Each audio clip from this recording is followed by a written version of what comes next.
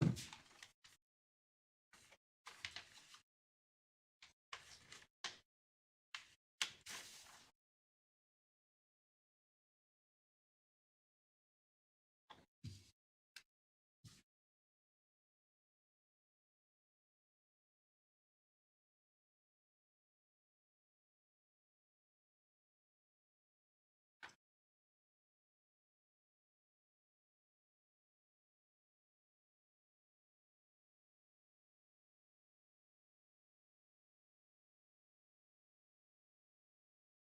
good about yourself. Good. I keep David. Just the list of inspectors that I have so far. Did Lauren talk to you about your panic button? When did you talk to Or me your about? emergency button? I really don't think Yeah, you it's need a underneath panic here button. somewhere. Yeah, to the right. Oh, it's right there, yeah. Yeah. Let me hit it and see what happens. Hey, Yeah, let's see what happens. you know what the code is on the doors?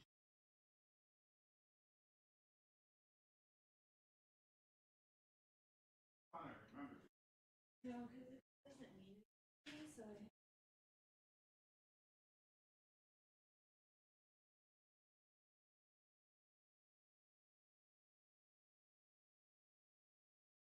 so I have it circled back.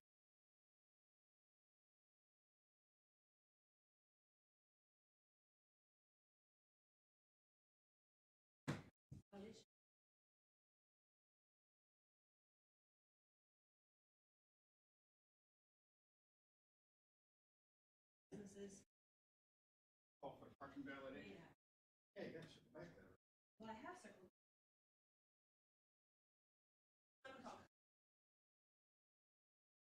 Or Off on something or this should be. Yeah, I'll do it. awesome. Do you still remember it? Huh? I'm not that short-term memory. Well, I might be.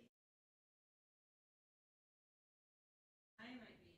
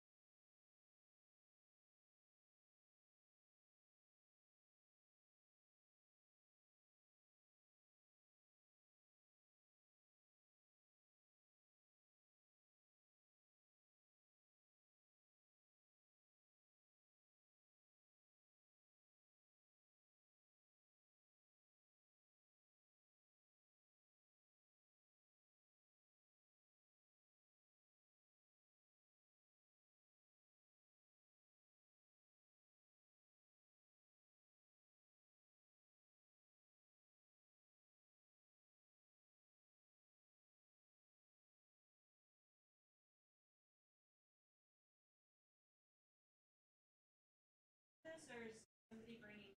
I got my laptop. Good. I mean, I'm ready as your backup. I know.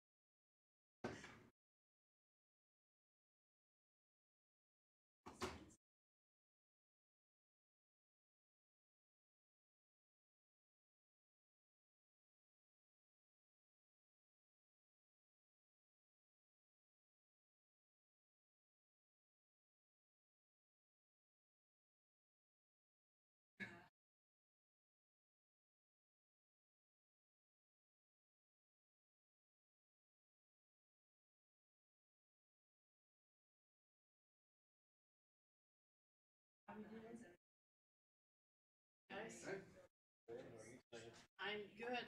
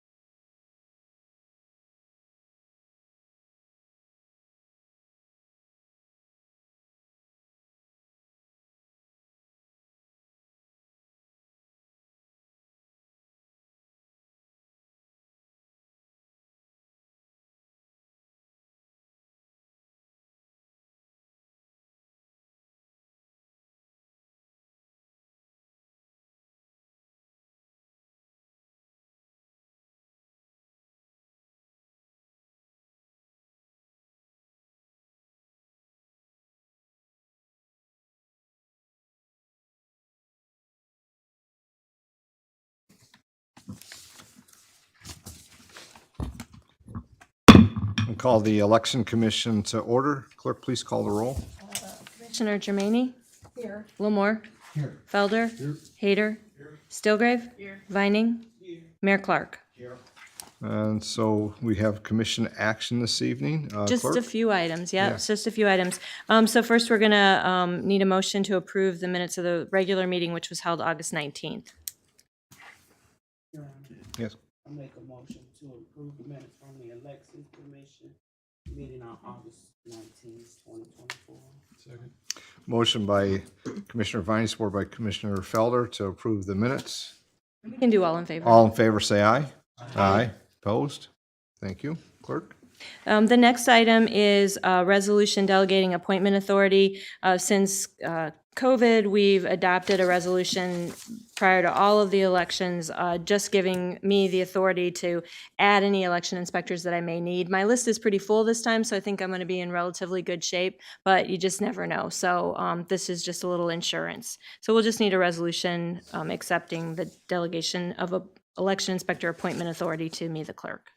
Brian's got it. Commissioner Lamore? Yeah, Your Honor. I just have one question. Since I am involved in this election, should I be recusing myself from any of this?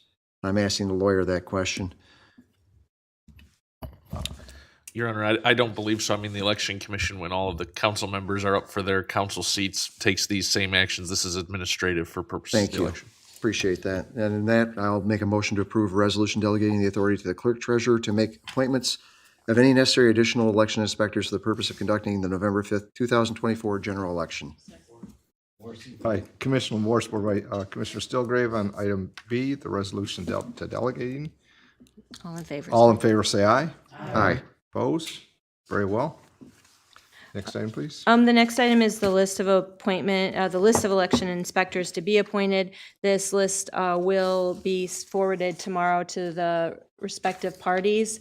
And I would just call your attention to the early voting section. It's not a brand new set of voters. The early voting inspectors are actually election inspectors that are also going to be serving on election day, but I needed to break them out so that everybody can see we do have election inspectors for that. So we'll just need a motion accepting this. Commissioner Stillgrave? I'll make the motion to approve the election inspector assignment list as provided by the clerk treasurer. Second. Motion by Commissioner Stillgrave, support by Commissioner Lamore to approve the appointments as noted. All in favor, say aye. Aye. Opposed? Very well. Clerk? The last item is we'll have to do the public accuracy test. It must be conducted by October 21st. I didn't put the time in there because as of the creation of the agenda, I didn't have the programming yet. So I wanted to make sure that we had enough time to do our pre-accuracy testing. So we did get that today. So I'm proposing that we either do Tuesday, October 15th or Friday, October 18th. And we've been starting as early as 7:30. And so if we could do that time again, I think that would work for most everyone. So I'm fine if we want to do it the 15th or if the 18th. It's up. 15th. You should have some discussion. 15th. So I'm looking, I'll start with the 15th and see if that we have 4 members that are available. I would be early. Early. I see 2 other yeses. And okay, so we have 4. It looks like Commissioner Lamore, Germaini, Stillgrave, and myself. For October 15th Yeah. at 7:30? The 15th, right? Okay. At 7:30. School drop-offs. So we need a motion then. It's Your Honor, gonna I'll be- make a motion to hold the public accuracy test for November 5th, 2024 general election on October 15th at 7:30 a.m.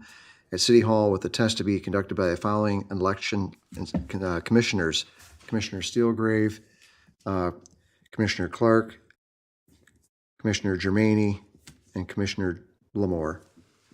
I'll second. Motion by Commissioner Lamore, supported by Commissioner Germaini to hold the public accuracy test for the dates, time, and members stated. Any other comments? If not, all in favor say aye. Aye. Aye. Opposed? Very well. I don't really have any other comments. The departments that I have to interface with to kind of pull this off have been great.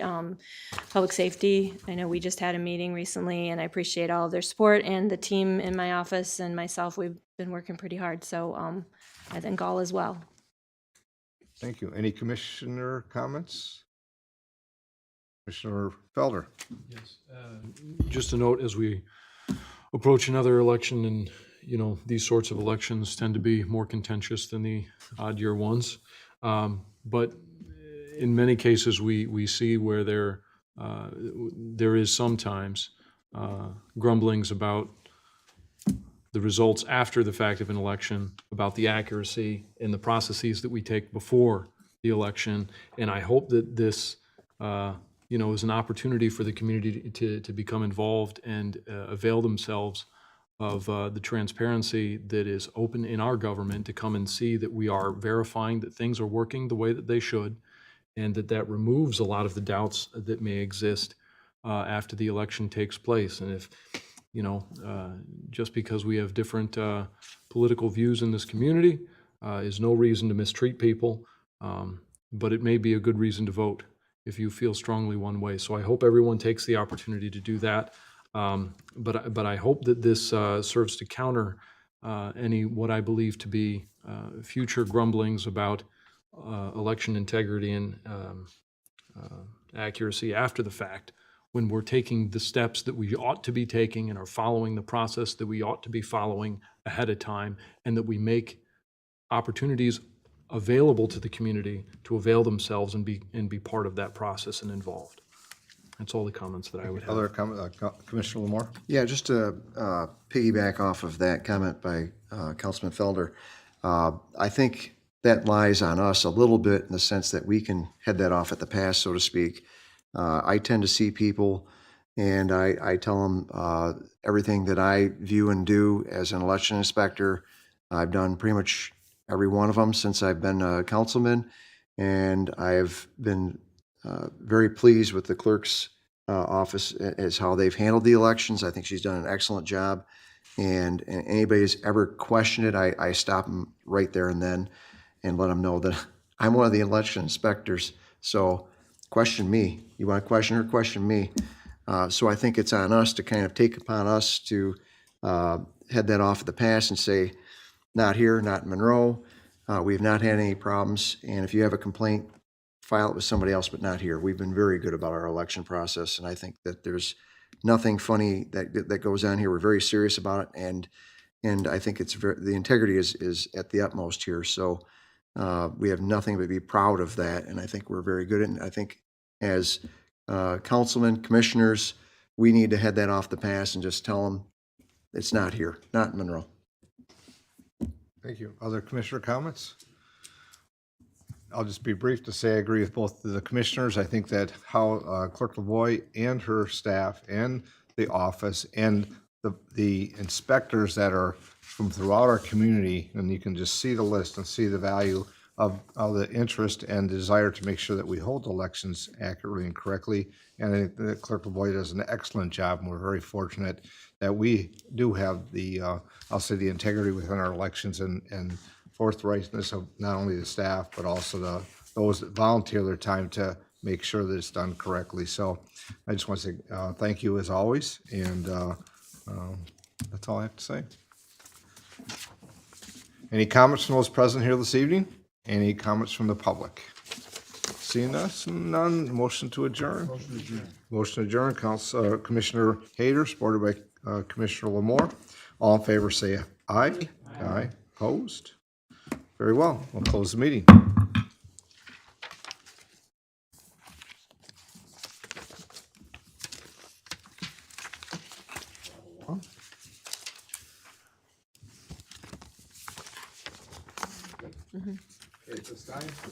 I'll open the City Council work session meeting. Clerk, please call the roll. Councilperson Germaini? Here. Lamore? Felder? Here. Hayter? Here. Stilgrave? Here. Vining? Here. Mayor Clark? Here. The next item is for public comment, correct? So I'll see, is there any comments from the public here this evening?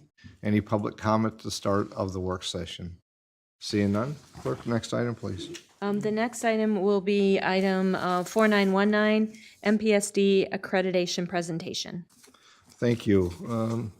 City Manager Robinson, the item that's, Yes, Your Honor and Council, I'd like to present the Director Tolstat to open up this stuff, the agenda items. One will be on the accreditation presentation, and the second will be on our flock camera system. okay, very good.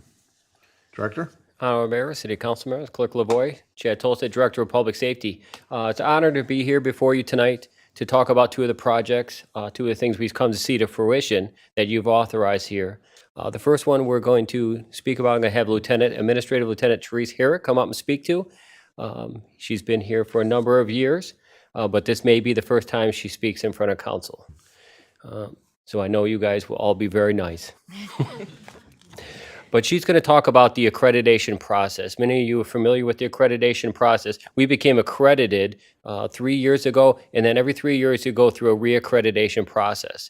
And I say with the reaccreditation program, often the second time through is often tougher than the first time through, because the first time through, you know, you have to hit certain accreditation standards, meet about, I think it's 108. She's going to tell you all about that. But the second reaccreditation, they look even more strict at the policies. I can proudly say that Lieutenant Herrick got us through this process, and we were reaccredited. So I'll have her come up here and speak to you and explain the process to you. LT? Welcome, Lieutenant Herrick. Thank you for having me tonight. So I was just going to talk a little bit about the accreditation process that the director was talking about. It's through the Michigan Association Chiefs of Police. They're the ones that recognize the state accreditation process in Michigan. There's also a national one that's through CALIA, but we're with the state accreditation process right now. So what is accreditation? We'll just get right into it. Accreditation is a progressive, time-proven method to improve the overall performance and service of a law enforcement agency. The foundation of accreditation lies in the voluntary adoption of standards that contain clear professional objectives.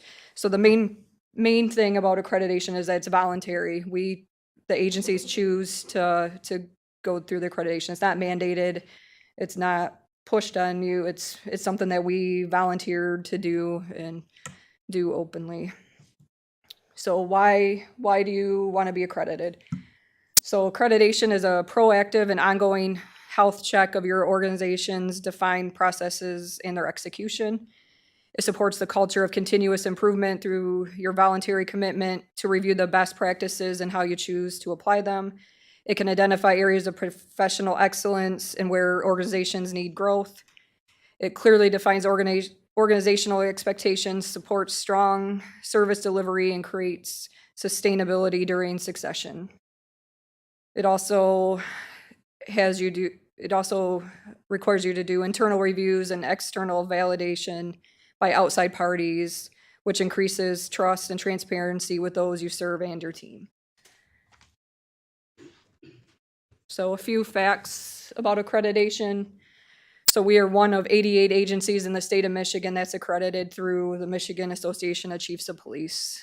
There's several hundred, I don't know the number of police agencies at this time, but this includes sheriff's departments and city municipalities.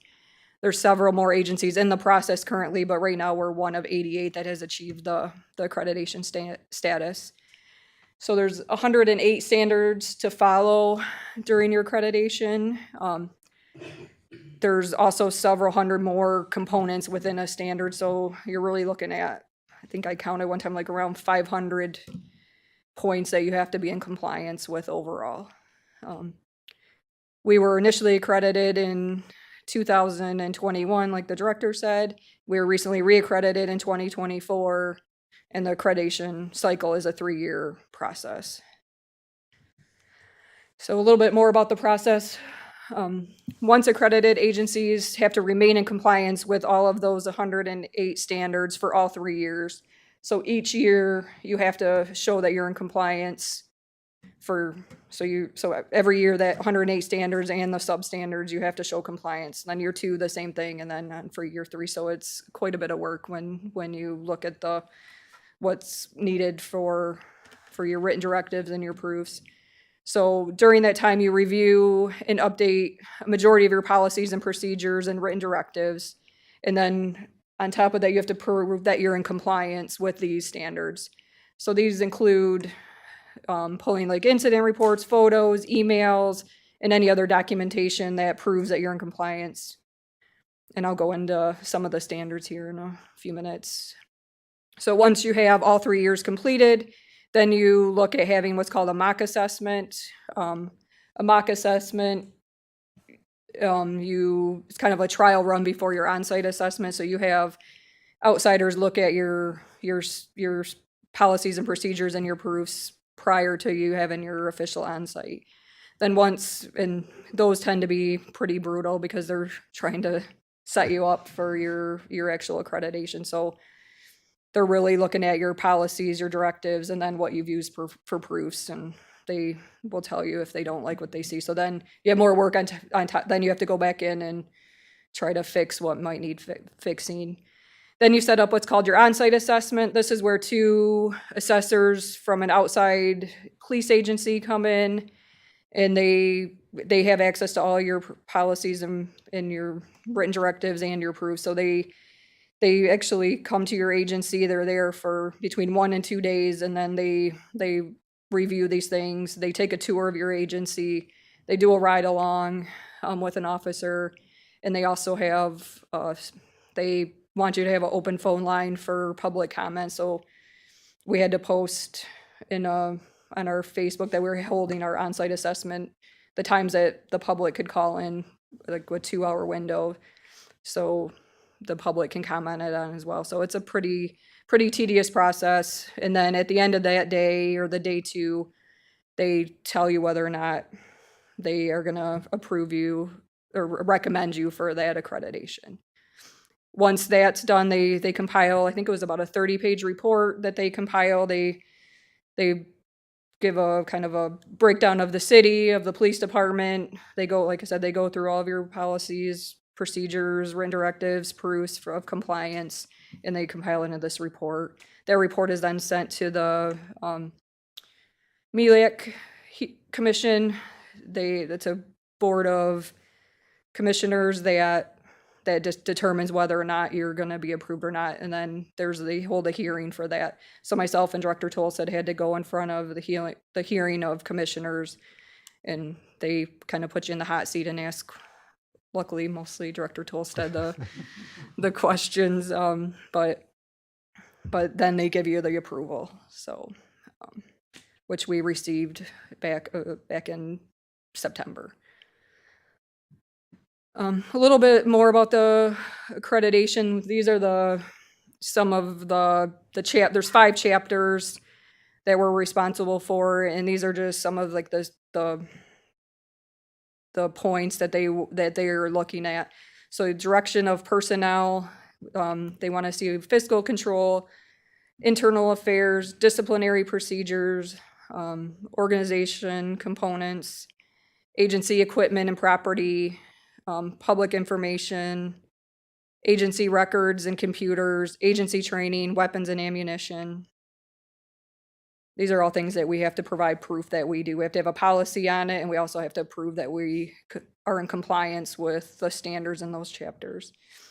Chapter 2 is personnel benefits and responsibilities, performance evaluations, promotion of sworn personnel, recruitment of sworn personnel, selection and separation of personnel, and then if you have any reserve officers or civilian volunteers. Chapter 3 is the operations function.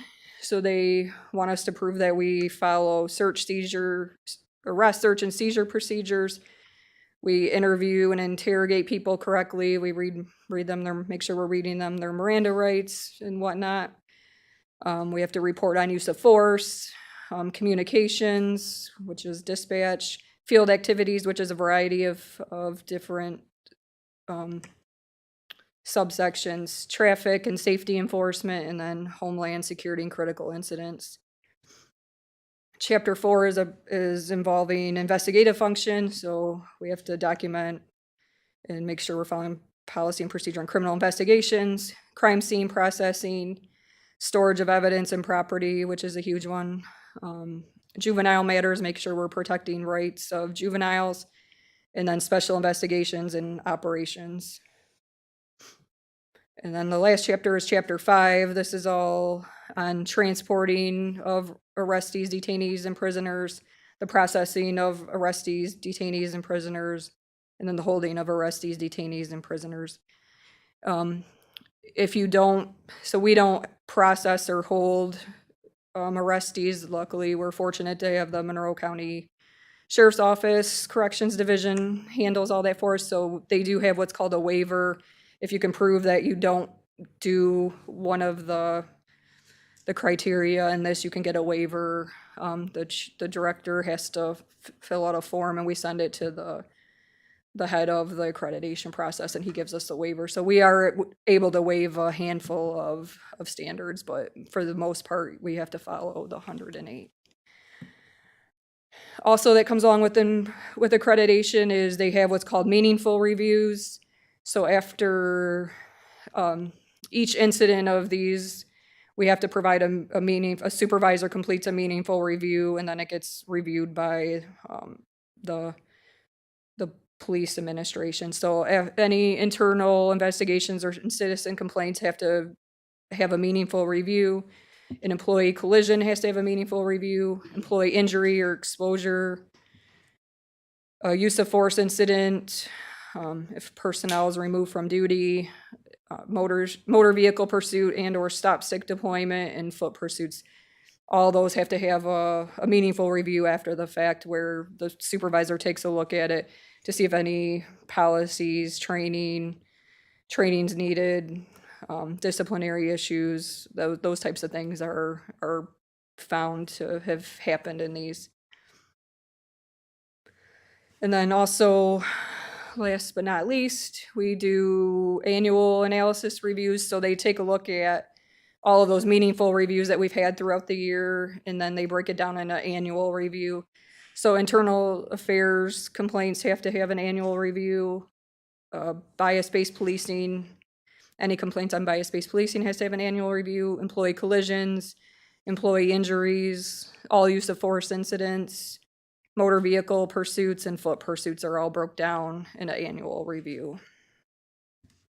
And then finally, we received our reaccreditation in September.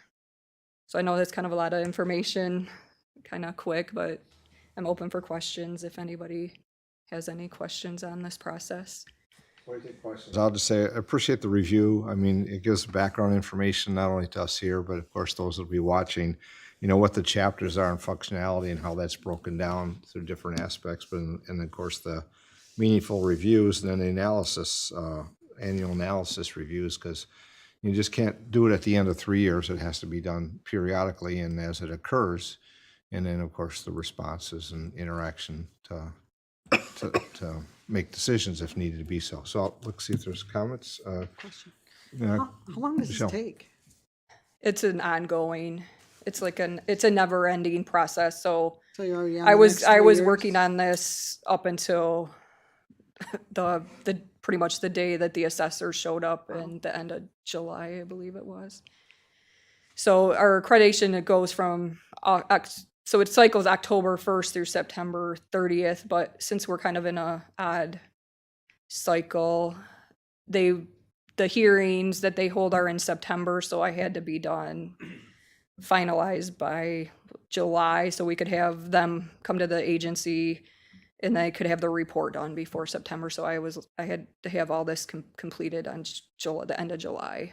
So, but it's a never-ending process. Wow, thank you. Yeah. Brian? Thank you, Your Honor. Lieutenant, just, do you know of any other agencies in Monroe County that are accredited?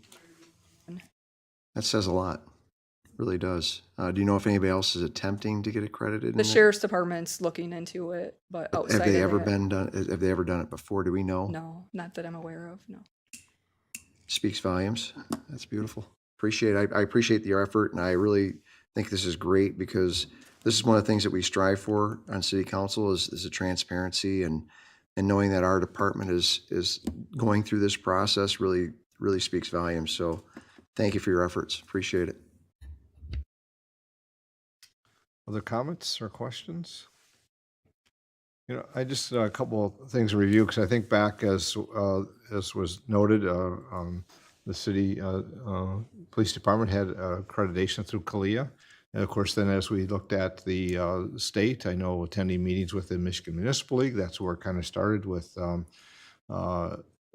presentations to elected officials at some of the meetings, and they established some that had gone through this this accreditation, which I think is really closer to our efforts and efforts across the state of Michigan. I know Director Tolstead, along with Mr. Hines there, had done a presentation to at the Michigan Municipal League spring conference one time, I believe it was, or maybe it was convention. And I think that spoke volumes when everybody wanted to talk to them afterwards. And no, he said he was not available as he started to get recruited. And so, but in seriousness though, I think what it showed is having work through accreditation and why that's important, and having steps in process is how it balances through the year. And then you have a mechanism in place when you get to the follow-up meaningful reviews as well as the annual analysis. So there's items that are in place for if there are calls from residents or wherever it comes from, that there's a process. It just doesn't take the phone call and say, we'll get to it. No, it falls right in line here. So it requires that follow-up, which many aren't doing, but I think that, as you said, there's 88, correct? Mm-hmm. And it is growing. I know that the last meetings that some of us attended with the Michigan Municipal League, they talked about the importance of looking at that. I'll then shift to where on the insurance, the league's insurance and liability pool board, it's all about risk management, and having this in place and having sat there and listened to some of the examples that have gone on. The first question I ask is, are they accredited? And the answer is, when there's an issue, it's generally no. And then how do we then follow up with them as an importance as a league member and as the liability pool board to make sure that we're trying to do the best we can for our members and offering and evaluating policies. If they're not accredited, we send a team out that goes out and does some of those evaluations and makes recommendations. And one of those, of course, is the consideration of being accredited and why that process will help keep things in place. So my last inquiry was, because when this is all said and done, I know that there's availability. How does how's the department communicating, I guess, with the public of this? Obviously, this is public, so they're going to hear it here. And the clerk's office may get inquiries as well that goes to, and I know there's always postings of I believe I've seen in the past through social media about the process of the police department going through accreditation. I think any ways in which we can communicate that with, whether internally or with the communication departments, is valuable. And if a person wanted to maybe follow up on something that they either could have been engaged to, or just wanting to understand, how would a resident do that? What's available? Is it just have a conversation? Is it FOIA? What is it? I'm not trying to say that we need everything FOIA. That's not what it is. But I think our community is interested. I think our community is interested in how we're interacting. I would be open for them to contact me, and I can meet them either in person or a phone call and explain kind of what I just did here tonight. Outside of our having to put a public notice in that we were being assessed, and then our post saying that we've been reaccredited, and I think we put a post out for our initial accreditation, I think through social media, and I think Monroe Evening News as well. I don't think we've ever really put much out there about it since, outside of that. Well, we do it here, and I know it's done through social media, so I know it's available, and people ask about that. And I said, just contact, you can talk to the city manager, or you can talk to the police department, and from the director down. And there's ways, if somebody said, well, how does that pursuit policy work, or any of those meaningful reviews? And they said it's an opportunity just to kind of walk it through in a conversation And then I think the more we can inform and educate, the more there's an understanding. And if there's an understanding, then we also understand why there might be a question in the future. So that's just my comments. Great work as always. I'm glad that, congratulations on the accreditation. There's one more thing I wanted to add when you're talking about the annual reviews and the meaningful reviews. And one thing we learned this time is that they also, so when you do the annual review, they also want you looking at your previous year to see if any trends, like has anything trended up or down, and maybe why those reasons are. So did your Yeah. pursuits go up, or did your use of force go down, and maybe why that is, why or why not that may have happened. So that's another thing we're looking at in those annual reviews from year to year. We know that we get our reports from the Public Safety Department with information both on the police, but also the fire side. And just like operations, it's an overall umbrella, but there's much that goes on through there. And I'm sure one of those items within operations is community policing. And so those things and what initiatives and what programs and interaction is there. That's just one of those items. And, arrestees, I mean, there's a variety of types of arrestees, and you clearly identify that detainees and prisoners are not what is the city, because the sheriff's department handles those for the county-wide. Yep. Other questions or thoughts? Your Honor, if I may, Mr. Manager? just to also remind council, it has also been your commitment to upgrading the equipment and your support from a financial standpoint of their Axon, their technology, their body camera technology is from a risk management standpoint, to have those kind of tools to make sure that both the officers and the public, the interactions are recorded. And they're also a training tool. It's also a learning tool, and it's also great evidence in court. And I think it was your support that helps that actually helps the entire accreditation process, because when she mentioned the word proofs, those are excellent proofs. And I think that it's been the total excellent operation of the police command in order to get these things done.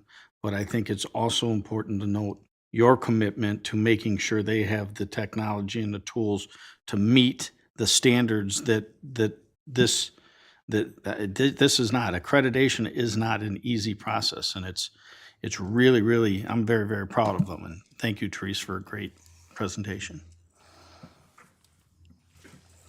Thank you. Our Mayo City Council members, if I may add that Councilwoman Germaini asked how much does this take? How much time does this take? Lieutenant was very kind in her response that it was ongoing up until the accreditation process. As we get down closer to the accreditation process, she is extremely busy. As in, I'm like, you don't do anything else right now. Everything else gets back burner. Let's get this accreditation process completed. And Lieutenant Herrick did an absolute excellent job with this. And you're only as strong as those who work for you, any leader. And as I sat before the board getting grilled, I was prepared. And the reason why I was prepared was Lieutenant Herrick prepared me to answer the questions. There was no surprises for me. There was no things that I wasn't aware of. I didn't have to lean over and cover the mic to ask her what the answer to the question was. She already previously had prepared me for all these things. And in that makes the department look excellent. So I'm appreciative of all of her efforts for this, and proud that we could get it reaccredited. So thank you again, Lieutenant. Thank you. Excellent. Is there any questions for me as part of the accreditation? Not. I think we have a second item on the work session regarding the flock camera update.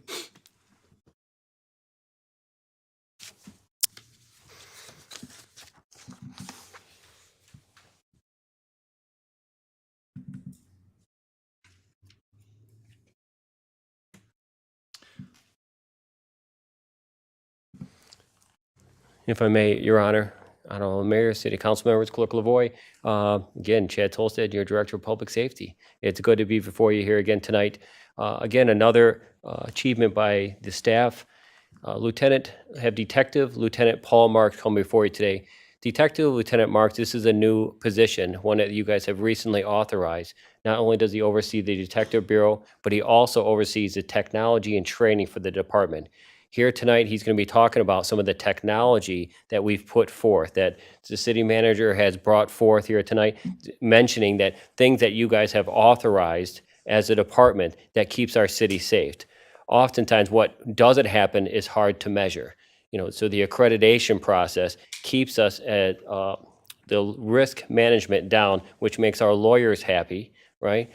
And so some of these things, which you have for the flock cameras, which Lieutenant Marks is going to present tonight as well, is we'll show how we're using this technology to make the city of Monroe a safer place.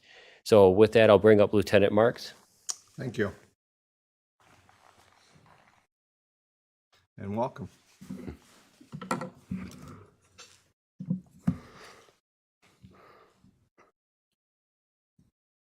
Honorable Mayor, City Council, Clerk Lavoie, good evening. And I just want to thank you right off the bat for the time to present this to you tonight.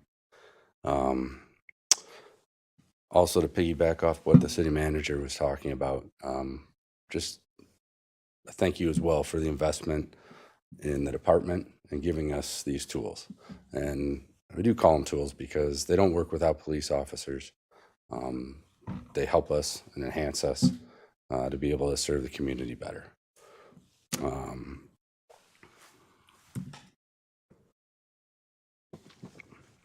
So in general, the flock system consists of two different types of cameras that are in the community. One type of camera is a license plate reader, and that just gives information. We don't see anything from that. The other type of camera actually gives us live video feed, and we're going to talk about both of them.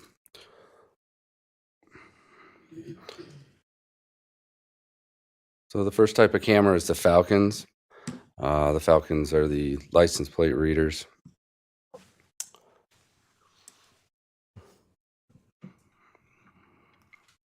There's 10 Falcons throughout the city, primarily put on the borders of the city where people come and go into the community. This is important. There's been a few, I could give you stats. Flock says that it reduces crime in the city by 10%, helps clearance rates by 9.1%. But as far as real world success, a couple of the things almost right out of the gate when we got Flock. One was and I'm going to give you some basics on some of these cases, but they are open cases and some of them still being investigated on a higher level. So I can't go too specific. One was a UTA fraud. UTA is a stolen vehicle. Basically, some people from the west side of the state arranged to purchase a Can-Am motorcycle, came into the city, purchased it with a check. It was a fraudulent check from a Navy credit union, and they left the city. Luckily that the person who sold this got a license plate, and through that investigation, the detectives were able to use this, and in coordination with the rest of the investigation, they were able to get a picture of that vehicle, not the Can-Am, but the vehicle that brought that person here on the west side of the state. And in one of the photos, the stolen vehicle was in front of it, which matched the suspect, and they were able to link that person back. This is not an isolated incident for this group, and it crosses state lines, and feds are currently looking into that as well due to this behavior. Another was a retail fraud ring. Police officers handled a somewhat routine retail fraud investigation at a CVS in town. That arrest, people responsible stole over $2,500 worth of merchandise from CVS. Using Flock, they were able to link this group. Canton, they stole $8,000 worth just prior to that. And nationally, this ring, they were stealing over $100,000 worth of merchandise from stores. So there's kind of some big incidents. Locally, we've had the officers with the license plates can make their own what they call a hot list.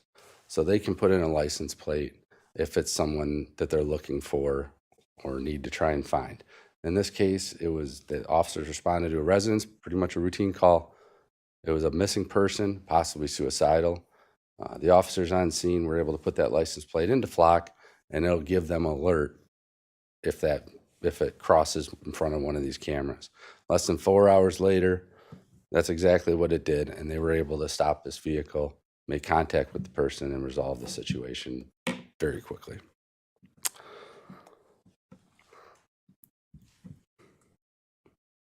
I'll see if I can pull up a little live demonstration of that using a license plate.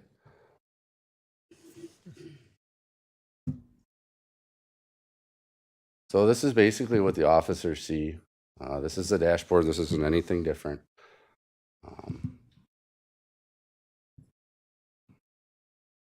You can not only search off a license plate, if you can search off a partial license plate. You can actually break it down, no license plate at all, and search for a type of vehicle, which is actually, it's going to give you a lot of results, but if that's all you have to go on, which a lot of times that's all we get from witnesses, or it might be a toolbox in the back of a pickup truck, and you can, or a sticker in the window, and you can actually search off just those details. But if an officer was to, I'm going to use a license plate that a department-owned vehicle.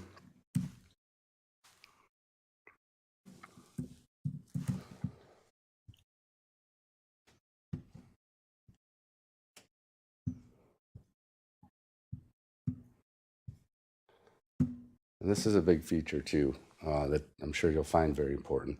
You cannot do this search without putting in a reason. So every officer has to put in a reason. They have to put some complaint number that this can get linked back to. So it prevents them from, not that we would expect them to, but it prevents them from using this for not professional reasons.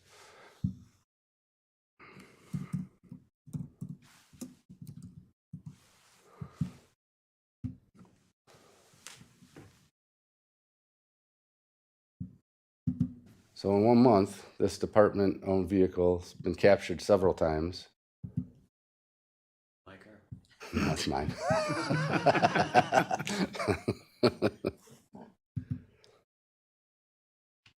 On the flock cameras throughout the city.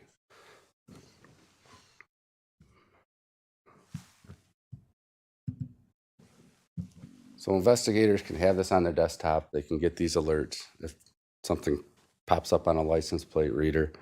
They can all be also receive those email or by text message.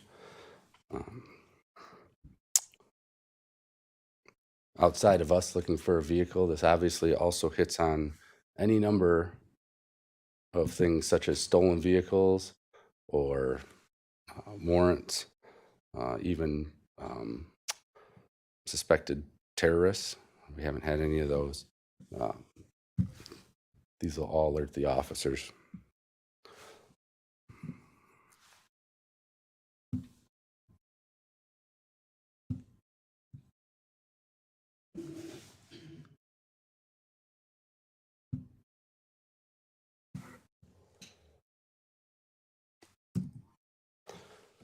Currently, this is a location of all the Falcon cameras in the city. So like I said, they're mostly on the entrances in the city. So and they're facing inwards towards the city. So it's getting who's coming into the community. As I pointed out, some of the bigger cases right off the bat, it's not so much the citizens in the city that are causing this problem. And that's getting people that are coming in and committing crimes here. Second camera is the condor cameras. There's 5 of these located, 3 major parks in the city and 2 major roadways. Lieutenant, Yes. just to ask a question before you move on to this thing. With the Falcons, when, let's say we have a crime and we put it, you put the description of the vehicle into the flock system. Now, it's pretty common that because the flock system is multi-state, that you'll be able to see, somebody will get an alert on that if they're in Pennsylvania, if they're in Ohio, if they're on their way to Florida. Those alerts will come up, correct? Yes, correct. We actually, we auto share with over 750 different agencies within a 500-mile radius. And it's it's pretty impressive.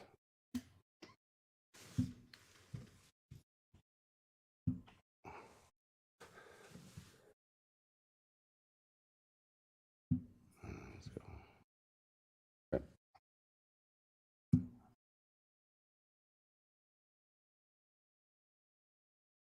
How many agencies within the states surrounding us have this technology?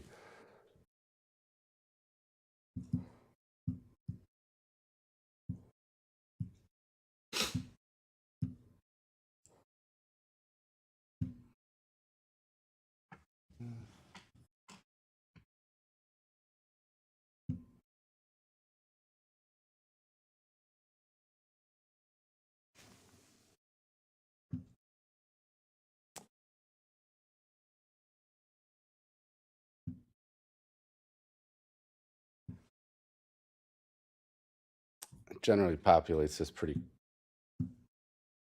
slow on a desktop, so it might not cooperate with me right now. But there's thousands of agencies that are utilizing this. There you go.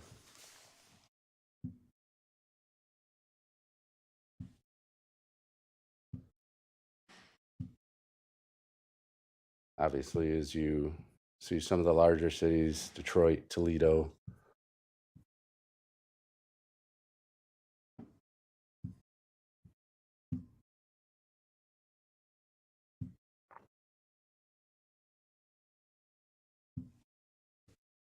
I'll let that go.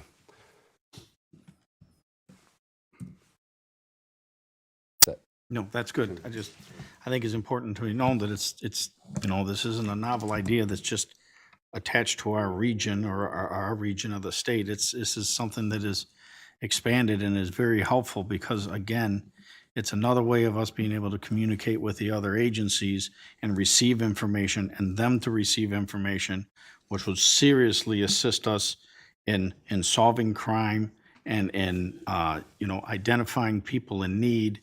And I think it's a great tool. Thank you. Yes. So the next camera, Condor cameras, like I said, they're located 3 major parks, 2 major roadways.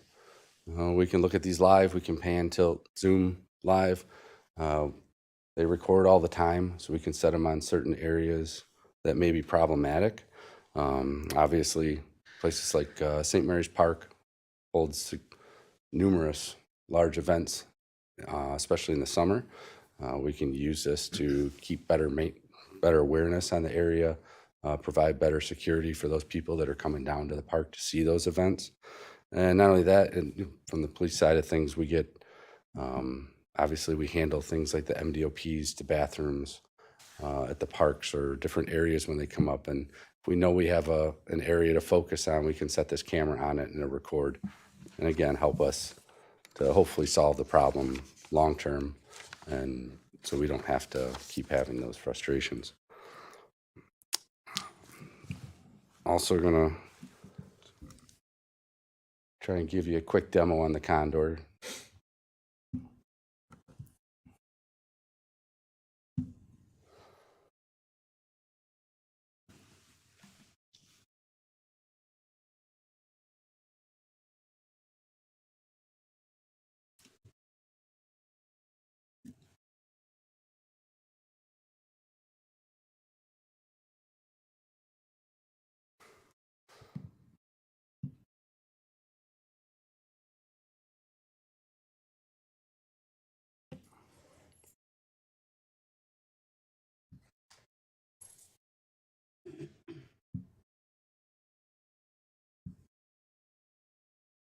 This is a live view from the camera. So this is exactly what we look at. Here's Like a picnic. people look like they're having a good evening tonight.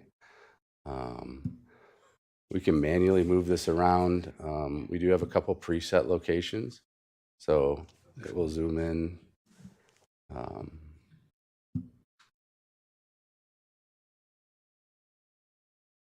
It's crystal clear. It sees blocks away, and just with this same clarity.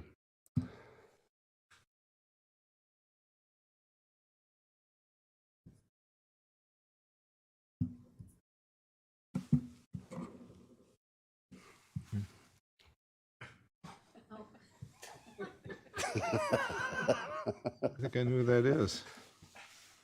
My wife. Yes, it is.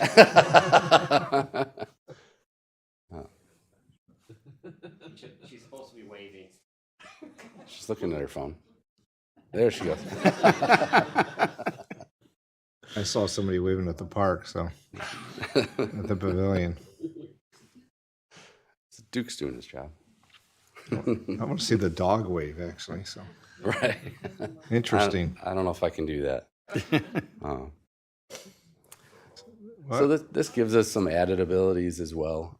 There's some preset functions that we can do with this. If we have for instance, St. Mary's Park, if we have a problem with people coming in after hours and causing damage, we can actually set it so that it will track a person as it detects coming through its field of vision. It's not 360-degree field of vision, obviously, but at least it'll focus on that person and zoom in. So that gives us a better vantage point, if there's something that occurs or if someone's monitoring it. We're more and more, we're able to keep these up on displays and monitor these things so we can see and try and intercept problems before they occur. So,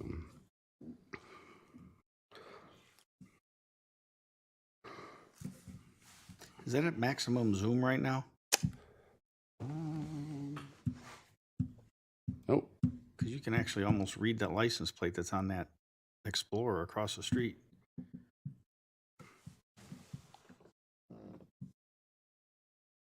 Yeah. And where's this camera mounted? Right on the pavilion. That's So, awesome. as you saw, it gives you a great vantage point of St. Mary's Park as well as even the west front lot.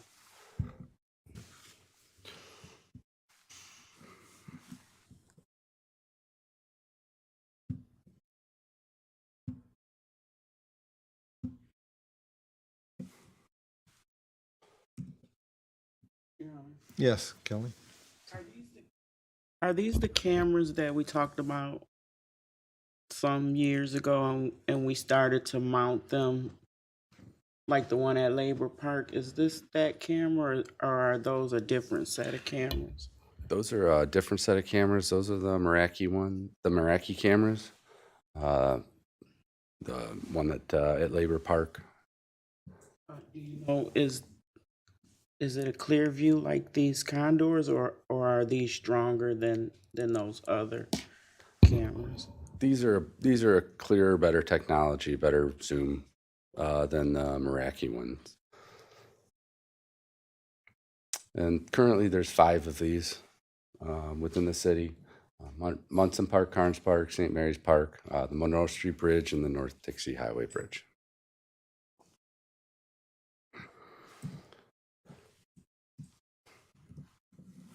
So as the city manager also brought up, our Axon technology, the body cameras, the new car cameras, these 2 technologies that you've authorized and invested in the city here, they both work seamlessly together. In fact, the patrol cars with all the Fleet 3 cameras also act as a license plate reader. So not only do you have the 10 cameras that are stationary around town at the entrances to town, you have on any given day 4 to 6 that are just roaming, also collecting information.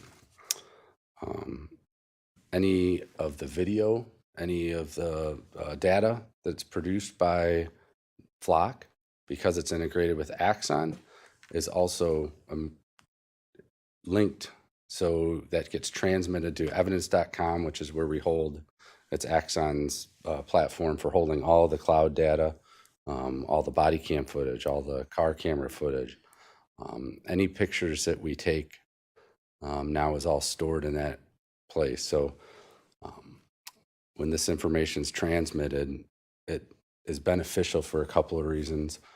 One, instead of downloading something onto a DVD or a USB drive or plugging a camera into a computer, this all goes through the cloud. It's encrypted. It's encrypted from the time that it's captured to then encrypted to the time that it goes into storage in the cloud. And that prevents any kind of Anytime you download something to a DVD or USB drive, that's a possibility that you could lose that information. This prevents that, and it also prevents it from any sort of allegations that it was manipulated or doctored in any way. So it's more assurance to the citizens, hopefully more trust with us.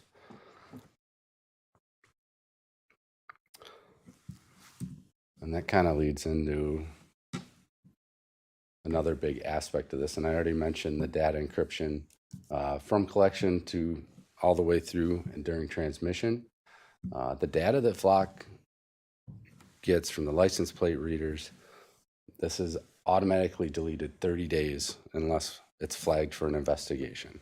Obviously, if it's useful in an investigation and we're using that information, it's not deleted. It is all based off user-based permissions. So what I showed you today, I had to log in. That's all retained under my name. We don't share users, so whoever accesses this data, they're responsible for whatever they do on this system. One of the ways that that's tracked is through audit logs through Flock. This one's a little bit hard to see. I don't know if it's easier on your screens. It's very simple. Basically, so this is a audit log for searches, and it shows the person. So in this case, the very top one shows Adam Zimmerman, one of our detectives.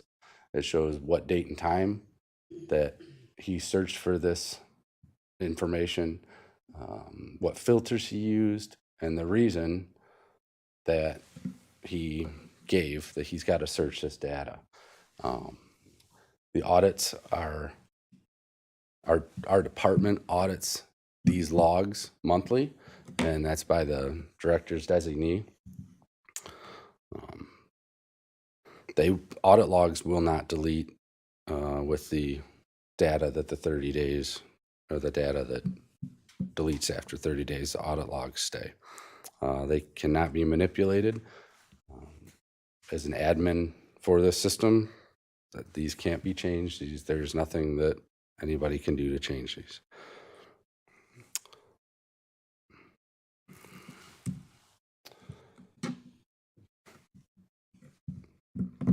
I hope this has been informative. Sorry, the one demo didn't work there for you. Sometimes that takes a little bit to produce because there's a lot of bubbles that start popping up, and each one of those represents sometimes over 100 different cameras. So connection's a little weaker. I would certainly welcome any questions that you have. Thank you. Any questions for Detective Lieutenant Marks?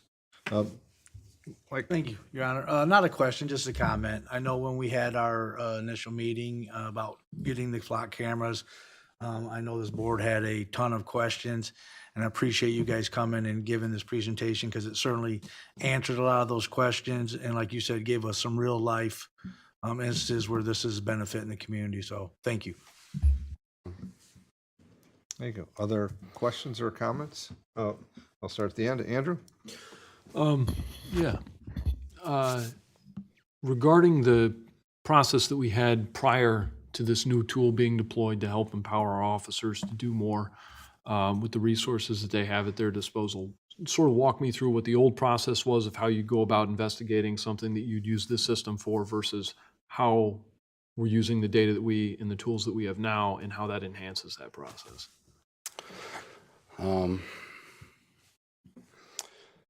Well, I'll take the missing suicidal person.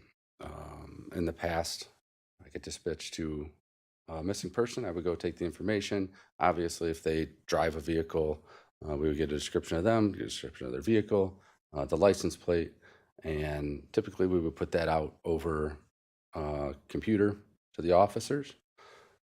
As a BOL, be on the lookout for this vehicle, and the officers would keep an eye out. And if they came across this vehicle at that point, well, first off, they'd have to notice it. There's a lot of vehicles driving by. Sometimes you just obviously can't see them all. And then they would stop that vehicle. But now you're depending on potentially four people to be looking in the city. We do broadcast it obviously to the county and the state police for assistance as well. With this, now you have 10 cameras that are plus potentially 4 patrol cars that are not only just focused on one vehicle or one plate, but in this case, they're scanning everything that goes past them. And when they pick up on that, they're able to alert an officer. It's basically just multiplying your eyes exponentially. In this case, it not to say that we haven't found missing people in the past. Obviously, we have, but in 4 hours to hit on a car all the way across town, driving on Telegraph, when no one was there to see it. In this case, it worked out really well. I think it's That kind of answer your question. yeah, absolutely. It's just worth noting the sort of, force multiplier that this sort of technology allows our department to have once we've made that initial investment. So it's awesome to see it in action, and it's great the additional utility that it brings to you and your officers. So thank you. Thank you, Your Honor. Lieutenant Marks, I know that you were showing us a little screen that showed the different agencies that have the same cameras. And it basically, I saw some of the subtitles there showing that some share and some do not share with us. Is there a reason why they don't share, or we have to request it from them, or? Some of the don't shares, for instance, they can pick and choose what they want to share and not share. So for us, for example, we don't give access to agencies in Ohio to our Condor cameras at St. Mary's Park. Okay, we don't want people in St. Mary's Park pulling up our camera, moving it around, or even viewing what we have it focused on. That's not going to be necessarily any of their business, or probably to their benefit. So those are the ones that you see that don't share. We automatically, any of the search, obviously we share, and I don't think we've had any agencies that do not want to share their information with us. It's just the live cameras that typically is something that's not shared. Thank you. Yeah, and I agree with Andrew that this has been I can see the benefit in this, and it's just incredible of the speed that you can, basically get your data that you're looking for immediately versus, somebody's just peeling and looking for things. And this is just speeds up everything, in my opinion. And if this saves one person's life or any of that, it's definitely worth the benefit. I definitely see this as a great benefit for our community. So thank you for the presentation. Other questions or comments? Well, thank you. Tech Lieutenant Marks, I'll just make one comment because I know Director Tolsta and I had chatted about that, and the city manager. It's been a while now, it's a month or so, and was watching national news, and this technology was not used appropriately by a department. And it was because a person was using it for things they should not be. But it was found out because he had an administrator and a checks and balances, just as Lieutenant Marks has said, that has to go back and see what it's being used for. And you can't access it without putting information in, and it has to be factual to not only the time incident, but reference back to whether it be an investigation number or a investigative call. And so while somebody thought because they had the access to it, they'd be able to, but there's other ways in which that was quickly determined. So it was, there's not personal use for this. It goes back to the old days. You couldn't use the computer for personal use. There's reasons why it gets audited. So I think of this, and I think of our previous presentation on the certification and accreditation, I should say, those are things that are looked at as well. So not only do we have something internally, but somebody is going to ask, how do you do that? They're going to review the policies and want to know the persons that are going to check it as Lieutenant said, on a monthly basis, to know that we're catching things. And there's other ways in which that may come in as well. So, while it's a great tool, it also has to have the right oversight and the integrity when it's used. And I think we have that. And I think that the accreditation is just something else that mirrors along these lines that we're watching to make sure that it's used appropriately and for the purposes that we as a council were looking for, and what the director was you know, asking for. So I just want to say thank you. I think this is a good tool, and I know it's going to be used appropriately and properly. Thank you. And I guess I don't know if I brought this up before as well, to kind of go along that lines is, it's technology, it's not completely infallible. And the officers do have to verify, unless it's a really extenuating circumstance, they have to verify what that alert is.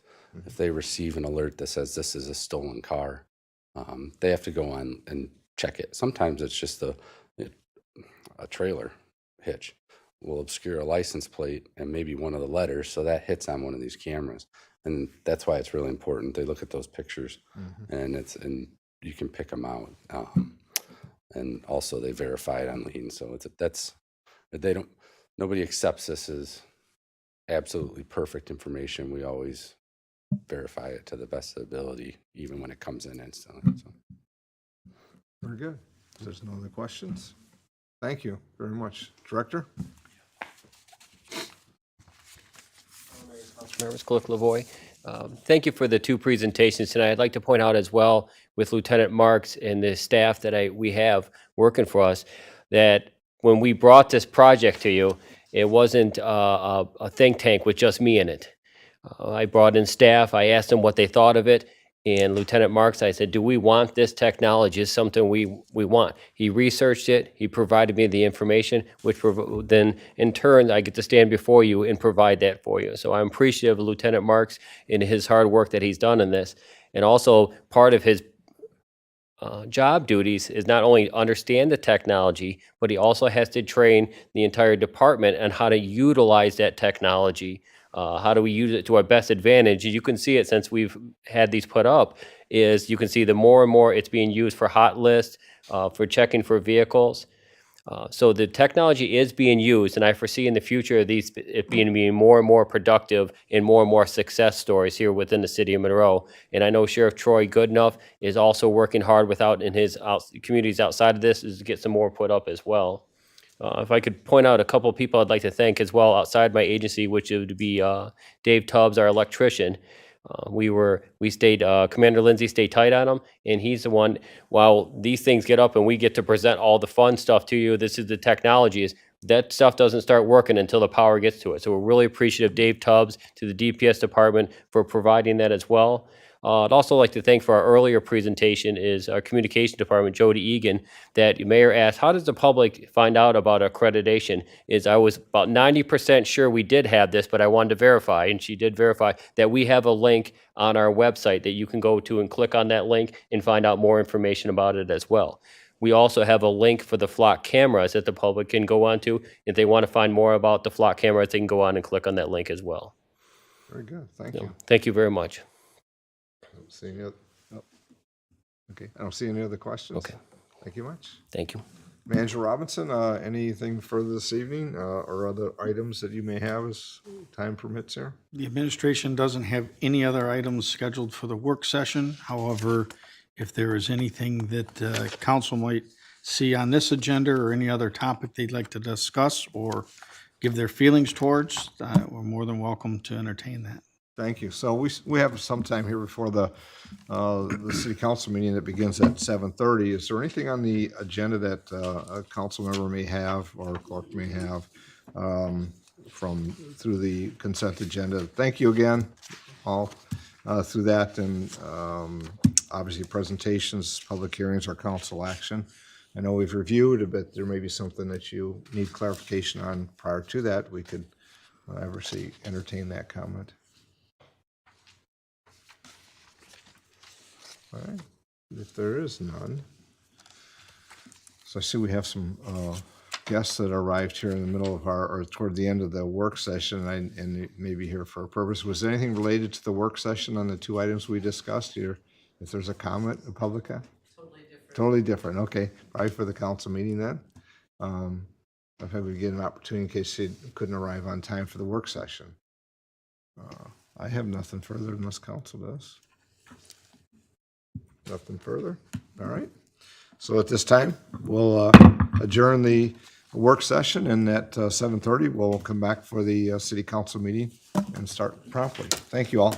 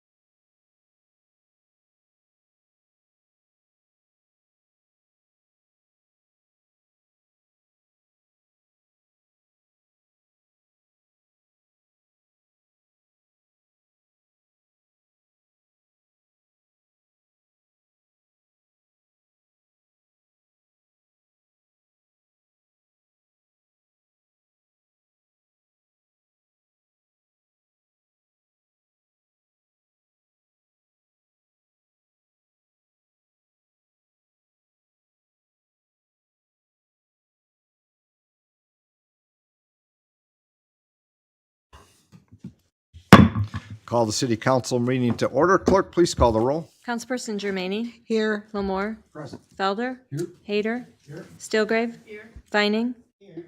Mayor Clark. Here. I'd ask we all please rise for the invocation. Remain standing for the Pledge of Allegiance. Grant us the strength to manage the challenges ahead and the wisdom to identify opportunities. As we make decisions, grant us the gift of an open mind, the willingness to learn, and listen to each other. I pledge allegiance to the flag of the United States of America and to the republic for which it stands, one nation, under God, indivisible, with liberty and justice for all.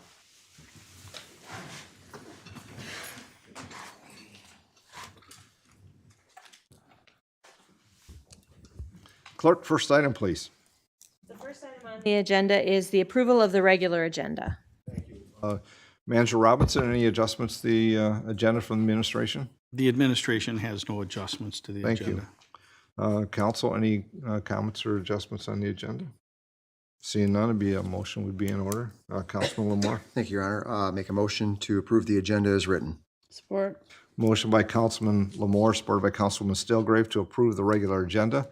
Clerk, please call the roll. Councilperson Germaine. Yes. Lamore. Yes. Felder. Yes. Hader.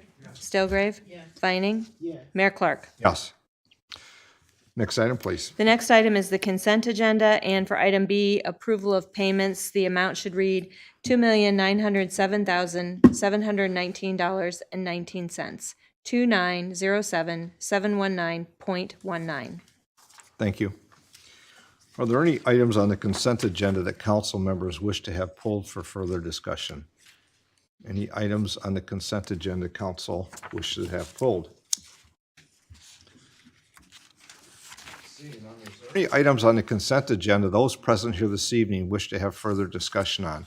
And I see we have some new people here and many people here this evening, but the consent agenda is items that are approved within one vote. They're items that we've probably, and more likely, all of them, we have discussed at a previous work session or a previous meeting, and the administration brings them along. Or they're an item that doesn't necessarily have the additional traffic committee minutes. Somebody may want to hear the traffic committee minutes. Then they could pull that and we could have discussion.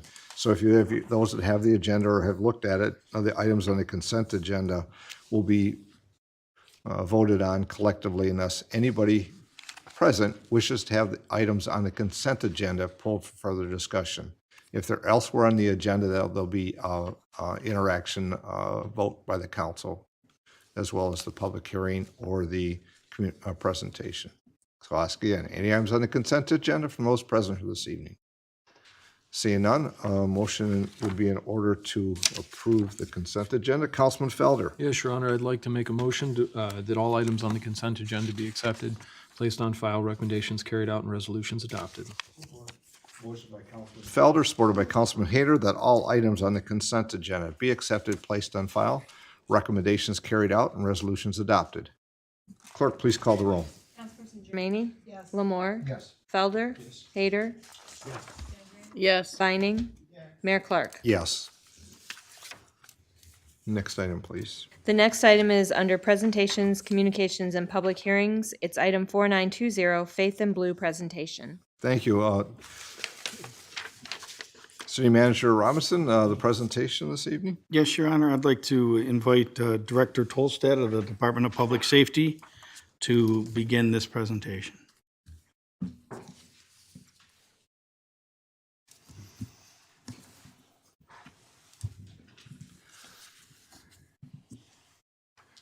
And Director Tolstad, it appears you have some support here today. City Councilmember Clerk Lavoy, Chad Tolstad, Director of Public Safety. It's nice to be able to stand before you for the third time this evening. With me, I'm honored to have with me Sheriff Troy Goodenough with me today, Interim Post Commander Rob Bow, Stephanie Kasmak, Executive Director of the MCOP, and IC Gray, Aaron Lavender, and our own chaplain, David Edwards, in the back as well. To speak to you tonight, we're all here up here as a group to talk to you about the Faith in Blue event we have this Friday at the Opportunity Center from 5 p. to 8 p. This is our third time doing this event. For those not familiar with this event, this is spawned out of the George Floyd murder in 2020.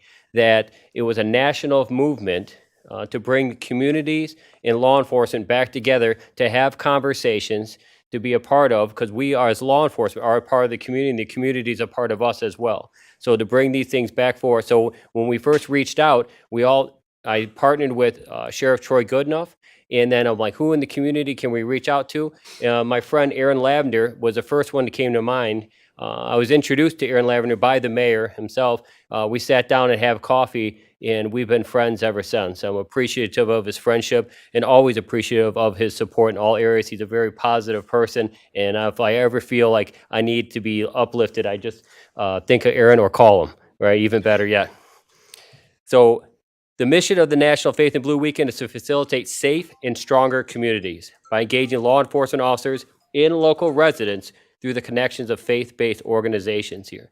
So I've introduced some of the partners we have up here today, and each one of them is going to have a chance here to stand up here before you and show how, as law enforcement in the community, we are standing together to bridge these gaps. So again, this Friday, you'll hear me say it a few times, at the Opportunity Center, October 11th, from 5 p. to 8 p. And right now, I'm going to ask that Stephanie Kaspernak come up and talk about some of the community partners that we have here today, that will be out at the event. All right. Welcome, Hello, Stephanie. everybody. Thank you so much for this opportunity. It's so great to be part of this event for the third year, and we're so glad to host it at the Opportunity Center, where we want to make sure that it's a safe space for everybody in our community, and we've done just that for, I can't believe it, but we've been there for 5 years. So super proud of all of our partners. As you guys know, I always say in partnership, all things are possible. So along with these wonderful guys behind me, we have a lot of other community partners that have been with us along this journey. We have Second Missionary Baptist Church that has been with us for 3 years as well. Pastor Johnson has been a wonderful partner, providing a variety of different things for the event. Our own Maya Falls is going to be singing this year, so come on out and see Maya. If you haven't heard her sing already, she is amazing to listen to, and she's going to be doing several songs. I'm super excited. We have the expungement clinic called Clean Slate. Stacy Goins, she goes by a different name now, McCoy, from Michigan Works Monroe Service Center. They have the expungement clinic, and so they're going to be out there, as well as community mental health. So as you guys know, community mental health has the mobile clinic, and so they're going to bring the van out, and they're going to participate in our event as well. So wonderful partners. We're super excited. Hope you all get a chance to come out. And then I believe Troy is next to talk about our sponsors. Well, good evening, and thank you for the opportunity to be here. This event is a good opportunity for us to show unity with law enforcement, faith-based, right? But unity amongst the Michigan State Police, the Sheriff's Office, and Monroe Public Safety. I'm fortunate enough to travel across the state of Michigan to speak to other sheriffs. I sit on the board of directors for the Michigan Sheriff's Association, and our relationship here is not common across the rest of the state. So it's an honor to work with Director Tolstead and Lieutenant Bow and former Lieutenant Barillo of the post commander. But, when we first met, we said, how are we going to fund this? I picked up the phone. We made some phone calls to Joe Johnson from Dynamic Transportation, Tom Allen and his family from Allen Chevy, Donnie Bazinski over at Larson's, Grew Automotive, and Mike and Winnie Gainier. And they stepped up to the plate and donated. This year when I called them, what do you need? I said, well, just whatever you can give us. And we've raised more money again this year than what we've started with. So it's just an honor to be part of such a group that people get behind and support. And it just shows, again, the unity of this community. So thank you. Thank you, Sheriff.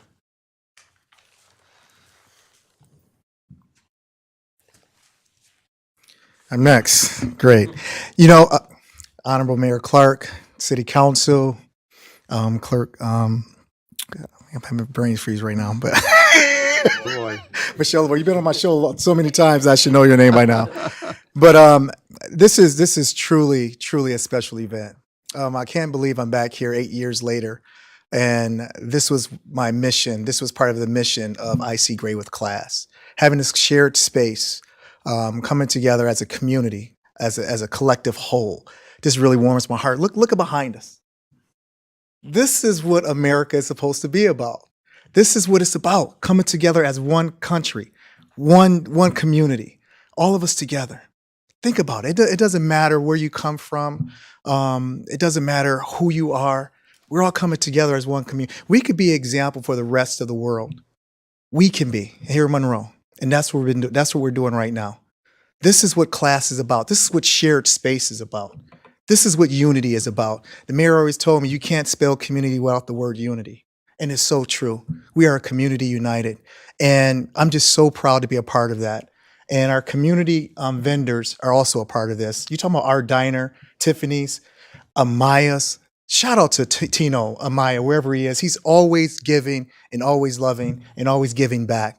I don't know where he is right now, but shout out to him and the rest of these vendors here, and Mr. Freeze with the ice cream, and just being a part of this community, being a part of Monroe. We're special. We're a special group of people. We shouldn't take this for granted. A lot of people around the country are not doing what we're doing. They're not doing it. We have a very special mayor, special city council, special police officers behind us. We're working together to make this one united city, county, and state. I'm telling you, we're special. We're special. I'm just honored to be a part of this, Faith in Blue. Mayor, as you remember, once this got started, we started with a picnic in the park. A picnic in the park. And look, we're still here 8 years later, working together with all these law enforcement behind us. I'm just honored to be here, being a part of it. So thank you. Thank you, Aaron. So as he steps away, there's one, as he had with Icy Gray, was class. And what it stands for is communities learning about shared space. And you heard Aaron say that about sharing space. Yeah. And, if we learn about that and how we can share space with everybody and live together, then we have that unity, and that's how we get our communities together. So I appreciate the first time that we met, Aaron. It was 8 years ago. Absolutely, absolutely. Well, here are the cool events that's happening here. I mean, we're having a car show here. Buddy, the therapy dog, cute dog. I mean, look at it with the hat on. He was gangster with the hat on. I think it's pretty cool. We have horse rides. The kids love the horseback riding, the horses that's going to be there, the swag, police cars, obviously, the police canine, open gym, the free food, free coffee, ice cream. We got the winter hats this year. The winter hats this year. That's pretty awesome. This is an event that you don't want to miss. You want to be a part of. It's showing the unity. Again, it's October 11th from 5 to 8 p.m. Let's all get out there. This is supposed to be the biggest event of the year when we fellowship. It's even about the faith-based community. I'm sure Dave would talk about that as well. So again, great event. Just great stuff. So please share this. It's on our Facebook page. Please share this and tell people about it. Come on down to the community center. Share this, and be a part of it. Be a part of it. That's what makes us us. Thank you, Aaron. Next.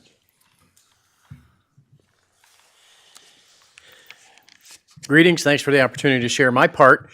When it comes to the faith-based organizations in the community, I've said that our churches ought to represent the best of our community when it comes to sharing the spirit of hope, the spirit of optimism, spirit of unity. We're fortunate to have with our public safety department and with the sheriff's office several chaplains. I have not had the opportunity yet to meet the most recently appointed chaplain with the Michigan State Police, but I'm looking forward to that opportunity as well and working together with them. So they are doing their part in recruiting volunteers to help out with the event, and many just to be present to interact with our law enforcement partners and with the members of the community that come, and just to be there to serve and provide for them. So we're fortunate to have several houses of worship and faith-based organizations that are going to be represented. If you've been to the Monroe County Fair and seen a booth labeled Monroe Area Churches, that's a collection of churches that come together to participate in events, and so they're going to be represented there. We have about a dozen volunteers from other houses of worship in the community, including some of the Catholic parishes, 242 Community Church, Monroe City Church, and a few others that are going to be present as well. And we're excited that we have the opportunity as church representatives and representatives of faith-based organizations to make these connections with law enforcement and be those representatives to the community to say this is how we come together and this is how we do it in Monroe.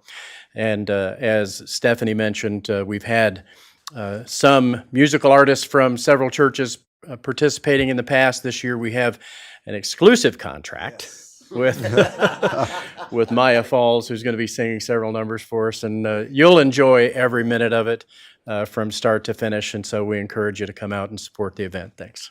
Thank you.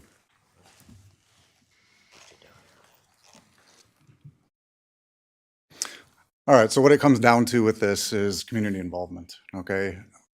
Law enforcement doesn't get anything done without having the community involved. We have to have those partnerships, not just with individuals around the community, but partnerships with the businesses that are around here, the churches, anybody else that's involved with the community, the schools. That's how we make business happen. That's how we protect the community. We want to protect the community, and I've been all over the state, and I've worked all over the state, and I'm honored to be able to say that I actually started my career here in Monroe, and this is my home. And because of that, I want to make sure this is a safe community that people want to come to, people want to live in, they want to visit. And our partnerships, we have officers, we have deputies, we have troopers that want to make sure that we're creating those. The problem is that we don't have a lot of opportunity. We're all short-staffed, we're all busy, we have a lot on our plates. And I don't think that's a secret. However, we have to create those opportunities sometimes, and that's what this event does. This event creates that opportunity, and we're going to seize it. So we're going to come out, and we're going to make sure that we're bringing the community to us, and we're going to create a fun event where they can all come, and we can enjoy ourselves, and we can make those connections. And as we make those connections, we become a better community that people actually want to come to visit. We become a better community. It's a little bit safer every time we do this, a little bit more connected. So we appreciate the opportunity to come up here to speak to you today, so that way you guys can take this all in. And everybody that's here right now, everybody that's in this room, this involvement's very important to us. It's personal because we're all from this area. So please, please come out, enjoy yourselves, meet us, talk to us, get to know our families, and that's how we're going to move forward. Thank you, Lieutenant. Thanks, LT. To wrap up, so it's going to be a great time. If you haven't been out the last couple of years, you should come out. The food is all free.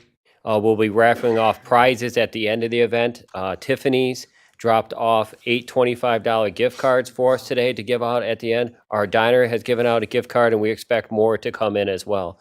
So where I'm appreciative, I want to thank my partners here, Sheriff Troy Goodenough for taking time out of his night, Lieutenant Bao as well, Stephanie and Aaron as well, and our chaplain for coming out here tonight to present before you tonight. And again, I expect to see Bebe there.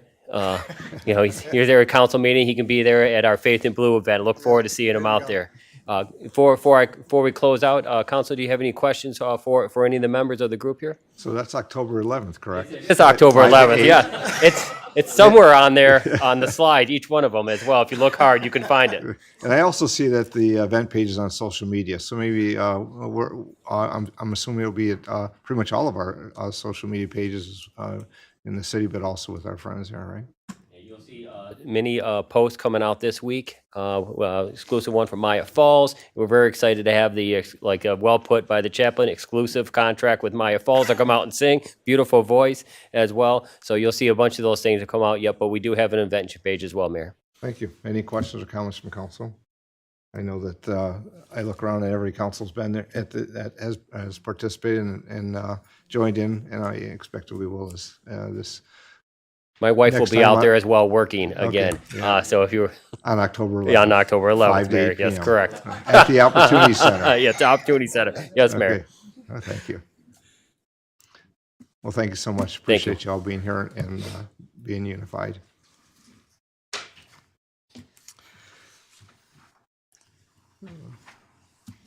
Manager Robinson, further or not, we'll go to the next Further item. on that item, sir. Okay, good. The next item is a public hearing on obsolete property rehab certificate for 86 West Front Street, and there are no comments on file in the clerk's office. Thank you. Again, Manager Robinson, no further introductions. If not, I'll open the public hearing. Go ahead and open up. Thank you. At this time, I'll open the public hearing on item 4925. It's a public hearing for the obsolete property rehabilitation certificate regarding the 86 West Front Street address. Any comments from those present here this evening regarding this public hearing? And I know somebody looking around and say, where's 86 West Front, right? It's next to 84 West Front. But with that, it's a process for the public to come and speak if they have knowledge about it or understand what obsolete property rehabilitation might be. So it's an opportunity to take public comments before the council has later on the agenda the action item regarding this property. And again, any comments from those present on the public hearing? Seeing none, I'll close the public hearing. Clerk, next item, please. The next item is item 4926, obsolete property rehabilitation abatement certificate for 86 West Front Street. Thank you. Manager Robinson, any additional Your Honor, on review? this one, I would like Mr. Cochran, our Economic Development Director, to be able to give some explanation about certain characteristics of this property.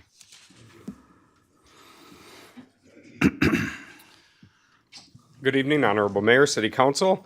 This evening, you have for consideration an obsolete property rehab abatement application by the owner of 86 and 88 West Front Street. I'm glad you asked. I did pull up a photo just to orient yourself in terms of which building this is downtown. The applicant has requested a tax abatement for the $350,000 that they intend to invest in this property to rehabilitate the property, to rent out commercial space on the first floor and renovate the upper floor apartments on floors 2 and 3 for apartments to be rented out as well. And so as required by the city, this application did get reviewed on September 20th by the Economic Development Review Committee, who is making a recommendation to City Council to grant the abatement for 9 years for the $350,000 investment. With an OPRA, you can apply for up to 12 years. However, the committee does use a scoring matrix to look at the amount of investment and the return on that investment on the property to make a guidance on the duration of how long the obsolete property rehab abatement should be in effect. One thing to note that you'll see in the recommendation, there are conditions associated with it. So if City Council does consider granting the OPRA, we would send it up to the state. Once all the conditions are met, the conditions are that the taxes have to be paid on the property and be current, and they must remain current for the duration of the abatement, as well as quarterly reporting that our department has instituted on all tax abatements, progress reports that property owners have to submit progress reports in terms of the activity and the amount that's been invested in the building to make sure that the achievements that were represented and committed to in their application are achieved. So just wanted to highlight those particular conditions on this recommendation. Questions for Mr. Cochran from council? Councilman Vining. Mark, are there currently apartments being leased out? Or will these be new leases? And do you know how many apartments on the second and third floor and like what sizes they are? I don't know what the sizes are off the top of my head, but I know what's proposed is 2 on the second floor and 1 on the third floor.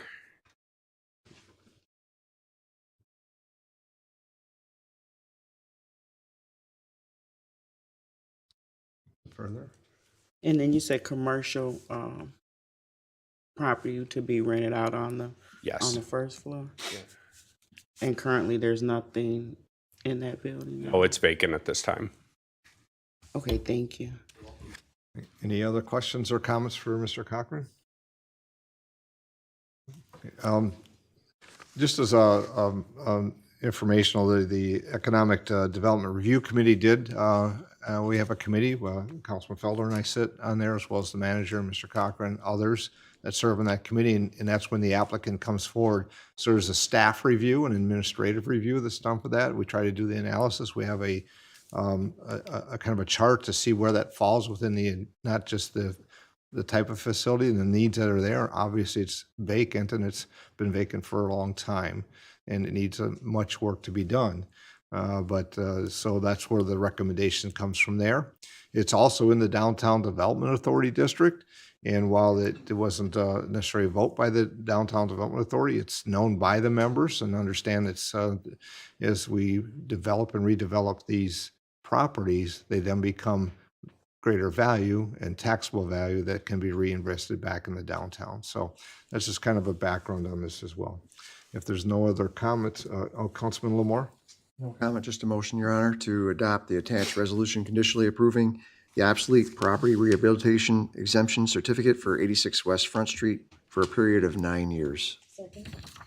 Motion by Councilman Lamore, supported by Councilwoman Germaini on item 4926, the obsolete property rehabilitation abatement certificate for 86 West Front Street. Clerk, please call the roll. Councilperson Germaini? Yes. Lamore? Yes. Felder? Yes. Hayter? Yes. Stillgrave? Yes. Vining? Yes. Mayor Clark? Yes. Clerk, next item, please. The next item is item 4892. It's proposed ordinance 24-008 up for its final reading. Thank you. City Manager Robinson? Yes, Your Honor, if you will recall, we had a public hearing previously on this property, as well as other discussions. This is to amend the zoning map, Chapter 720 of the Code of the City of Monroe, in reference to 709 Detroit Avenue. Any questions from council for administration or other comments? I'm not sure if the applicant that made the request is here. I don't see. If there's no other additional comments, it's before council for action. Councilman Hayter. I move that the proposed ordinance 24-008 be placed on the floor for its final reading. Motion by Councilman Hayter, supported by Councilwoman Stillgrave on item 4892, proposed ordinance 24-008, up for its final reading. Clerk? Germaini? Yes. Lamore? Yes. Felder? Yes. Hayter? Yes. Stillgrave? Yes. Vining? Yes. Mayor Clark? Yes. Ordinance 24-008, Chapter 720 zoning. An ordinance to amend the zoning map of Chapter 720 zoning of the Code of the City of Monroe. The City of Monroe ordains. Shall this ordinance pass? Councilperson Germaini? Yes. Lamore? Yes. Felder? Yes. Hayter? Yes. Stillgrave? Yes. Vining? Yes. Mayor Clark? Yes.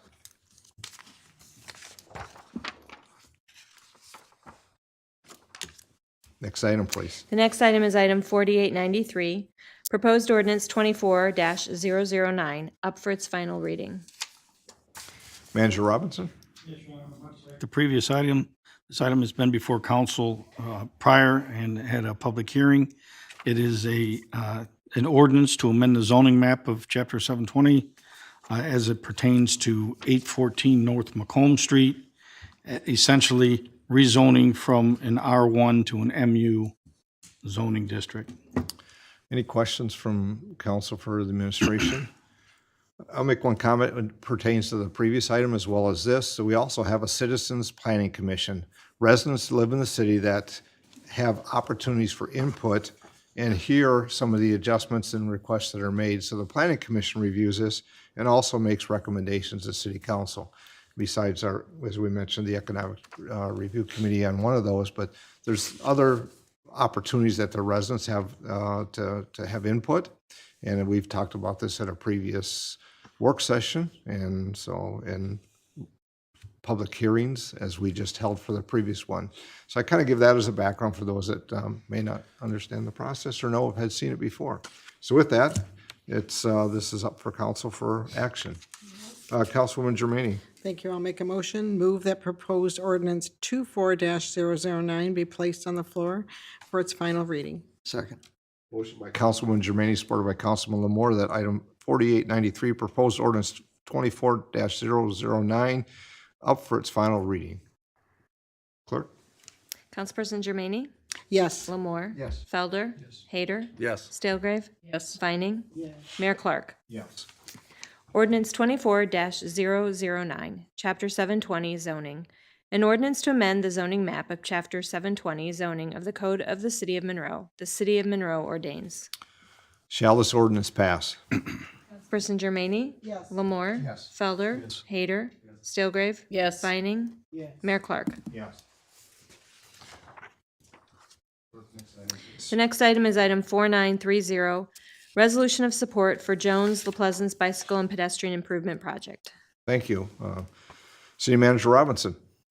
Yes, Your Honor, as you may recall, in July of 2023, the city, along with Monroe Township, the Charter Township Monroe, as well as the Road Commission, received a multi-jurisdictional planning grant from SEMCOG, which is the Southeast Michigan Council of Governments, to plan the feasibility. This study was for looking for feasibility for a bicycle and pedestrian improvements that would lead all the way from our city, where Jones and La Pleasance meet there, and all the way down La Pleasance Road and all the way across the freeway and down to Bowles Harbor, and with access to also Lake Erie. The feasibility study, we've had presentations before by the architects, as well as our DPW director previously on the design. Well, we are at the point now where we had an opportunity to, again, reach out to SEMCOG and apply for a TAP grant, which is for the actual, to begin construction of these items. It was decided that we would be a lead agency in this and seeking funding first from SEMCOG, because we could also roll that in with future plans that we have to completely redo Jones Avenue as well, all the way to Monroe Street. And it would be our monies that would go into there from our Act 51 monies, et cetera, for the net, and our federal road monies that would go for that would also tie into the monies that we are looking to receive from SEMCOG to do our portion of this project, to where then it would meet into Monroe Township, et cetera. But we would be the lead on this to begin the project, which would then assist the other entities into getting their grants in order to do their portions. So this is a presentation that aligned with the plans that the city had in relation to La Pleasance and Jones Avenue intersection, but also a phase one with the intention of continuing to partner with the Monroe Charter Township as they move along through the La Pleasance corridor in their jurisdiction and then out to Bowles Harbor, correct? That is correct. Any questions or comments from Councilman Felder? Yes. I know we reviewed this at a prior meeting and went over more of the details of it, but in terms of any grant, this among them with the Transportation Alternatives, yeah. Help me out with the acronym. TAP. Transportation Alternative Plan. Plan. I wasn't sure plan or program, one of the two. Project maybe. We have to report metrics on some of the data that we have for the program in terms of the estimates and then the actuals once the program is done back to the funding entity. Did we have an estimate in mind of how many cars we would displace off the roads by engaging in other non-motorized transportation? I don't know if we had that. I don't believe we did. It wasn't a requirement in this TAP. However, it was in the basic design. One of the key elements in that design was to route truck traffic that would be traveling up La Pleasance to get them to flow onto Jones instead of continuing through the neighborhood portion of that section of the city. Okay. Is that going to be a number that we'll have a better idea of once we are part or all the way through of the program? Is that something we're going to be tracking throughout this process? I imagine that would be something that we're tracking as we go through the actual construction portions and we start with our contractors, et cetera, in order to give them the numbers, because there will have to be probably certain points where there'll be traffic diversions, et cetera, and we have to take account alternate routing during that construction. As part of this project is because it is advantageous for the traffic patterns of the city of Monroe, but the larger grant objectives involve trying to transition us from a vehicular dependent society to something that's more walkable, more bikeable, where there's alternatives to your transportation methodologies. Exactly. The grant was really designed around the bicycle and pedestrian improvement. However, because of our involvement, we can now also transition and change the traffic patterns that'll make it better in our city for the traffic patterns that we have here. Sure. I think last time we discussed this, there was pretty broad consensus in support for the policy generally. But as part of that process, we're going to be having to track these numbers anyway. When we get to the point where we're drafting a final report, I would be very interested what those numbers would be. Okay. I guess I'll make a comment. Those are good questions, and I'm sure others are thinking similarly. But as a phase one, we're looking at the La Pleasance in the city, but also the intersection. It's really non-motorized is what we're asking for the support from SEMCOG for, and we're looking at other funds we have, so we align that intersection and the road to be safer. The diversion, because trucks get to that intersection now, and it just looks like you go straight. And we want to make sure that they understand that the commercial route is on Jones Avenue to Monroe Street, so they're not coming into the residential neighborhood. So, the numbers I think will also benefit from the residents that then decide to, they may not be riding now because it's just not safe to do so, or there's not whether it be a shared road or a pathway or a separated path.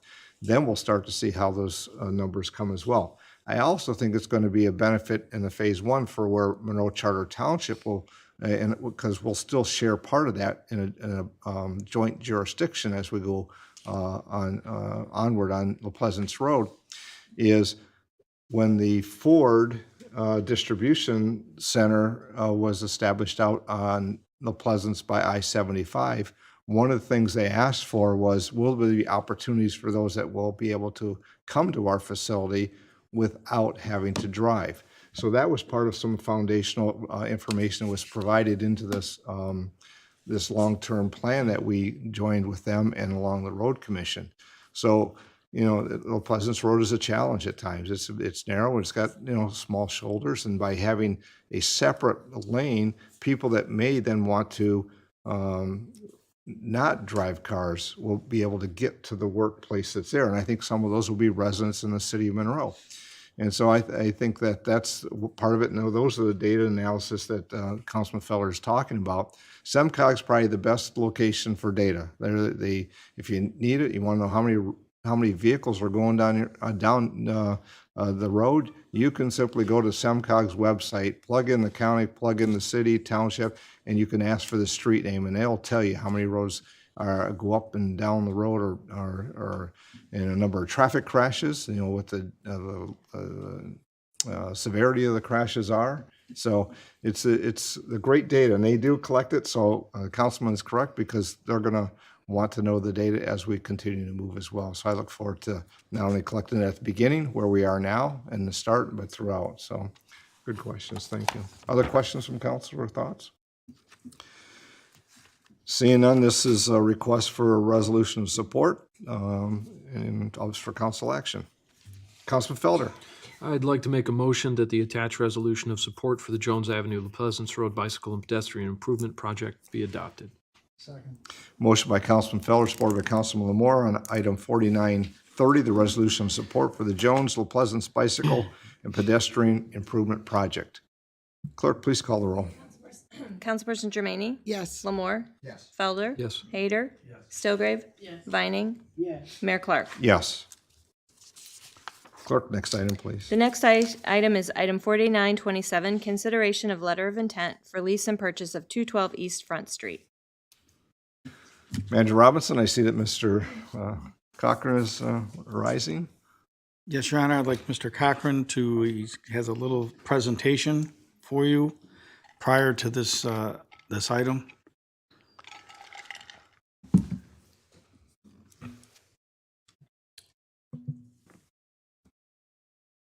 Yes, Honorable Mayor, Council, just a little presentation. So this evening we have before you consideration of a lease and purchase agreement for the city-owned property at 212 East Front Street. That's the former First Merchants Bank, Monroe Bank and Trust operations facility. Way before that, a Sears Automotive facility that the city had acquired a couple years ago to look at for redevelopment as a police station and a public safety building, but also to help facilitate the redevelopment of the former fire station site on Scott Street to mitigate parking impacts with the acquisition of the county-owned parking lot. Since that time, of course, a lot has transpired. The city has owned the building and has continued to seek opportunities for redevelopment of the building, including, as council may recall, issuing a request for proposals last year. Unfortunately, at that time, we didn't receive any proposals back. However, there's been a lot of heightened interest, I would say, within the past year or so for this building. But it really came to a head probably about 8 to 10 weeks ago, when I received a phone call from Andy Shaw, Superintendent of Monroe Public Schools, saying that he had been in contact with Michigan College of Beauty following their fire in Monroe Township on July 30th that destroyed their property, or the property that they were leasing, and they were looking for a new home. And he asked if we could get in touch and have some conversation with the College of Beauty. At that time, I had some conversation with Dr. Mary Hilberry, who's I believe, the executive director of the College of Beauty, and learned a lot more about their business and what their needs are. And the more I learned about the space needs, what they were looking at, their future plans, the more it came to light that we may have a building that may facilitate their needs. We had a site meeting, walked through the property, walked both Mary through as well as some of the other team from the Michigan College of Beauty. And what has transpired is the agreement or the term sheet or the letter of intent that you have before you this evening. So as you may know, the Michigan College of Beauty, formerly known as Latresse Beauty Academy, that is still their legal name. So, but they're doing business as the College of Beauty. They've been in Monroe for 85 years, since 1938. Several locations, including downtown, moving out to the township, had another location in the city, and now they're desiring to come back to the city and be a part of the downtown redevelopment. 85 years speaks a lot to, I think, the leadership that they've had over the years, as well as the popularity of their program and the success of their program. They are a for-profit educational institution. And about every semester, they have around 100 students that participate in the programs, as well as 12 full-time staff, and about 490 patrons a month that they've been averaging that come and receive services at the College of Beauty. As I indicated, they did have the fire in the Kroger Shopping Center on July 30th, and since then, they've been without a home, which has really brought a lot of constraint, especially since they had students enrolled for this fall, waiting to find out what their next location was going to be. And so it really has been a great relationship that we've developed with them over the past several weeks, and looking at how they can succeed as well as the city can succeed in achieving our goals for the redevelopment of this property. And so last week, we received the letter of intent for the lease and the purchase of 212 East Front Street. The reason why it is a lease to purchase is really our fault, and our reason. The city needs to do a lot split, and we haven't done that yet. You'll see on the screen that there is a yellow dividing line. To the north of that line is the proposed property that the Michigan College of Beauty would lease and then eventually purchase. To the south of that, the property in between the Register of Deeds building and that yellow line will remain a city-owned public parking lot. As you know, we've been using it a lot lately since the city employee lot's been under construction, but also county employees use that as we're in discussions about the county-owned parking lot at Scott and Wadsworth to help with the fire station redevelopment. But also the need for public parking in this area of downtown. The city intends and has always intended to hang on to that and have that as open public parking. And so we need to complete the lot survey as well as have the lot split approved by my department as well as the assessor's office, have that finalized and completed before we can move forward with the conveyance. Also, there is the green space that's just south of the building. That's a separate parcel, and we're going to combine that with the overall lot. So it's really more housekeeping that we have to do. But also, the city will grant, and if council approves the terms, an ingress and egress agreement so that they can access the lot on the west side of the building using the two drive aisles, both off Macomb and Scott Street. So that will be part of the agreement as well. We have to finalize the zoning compliance as well. Don't see that being an issue, but there's some compliance that we need to do, make sure that they get all their approvals.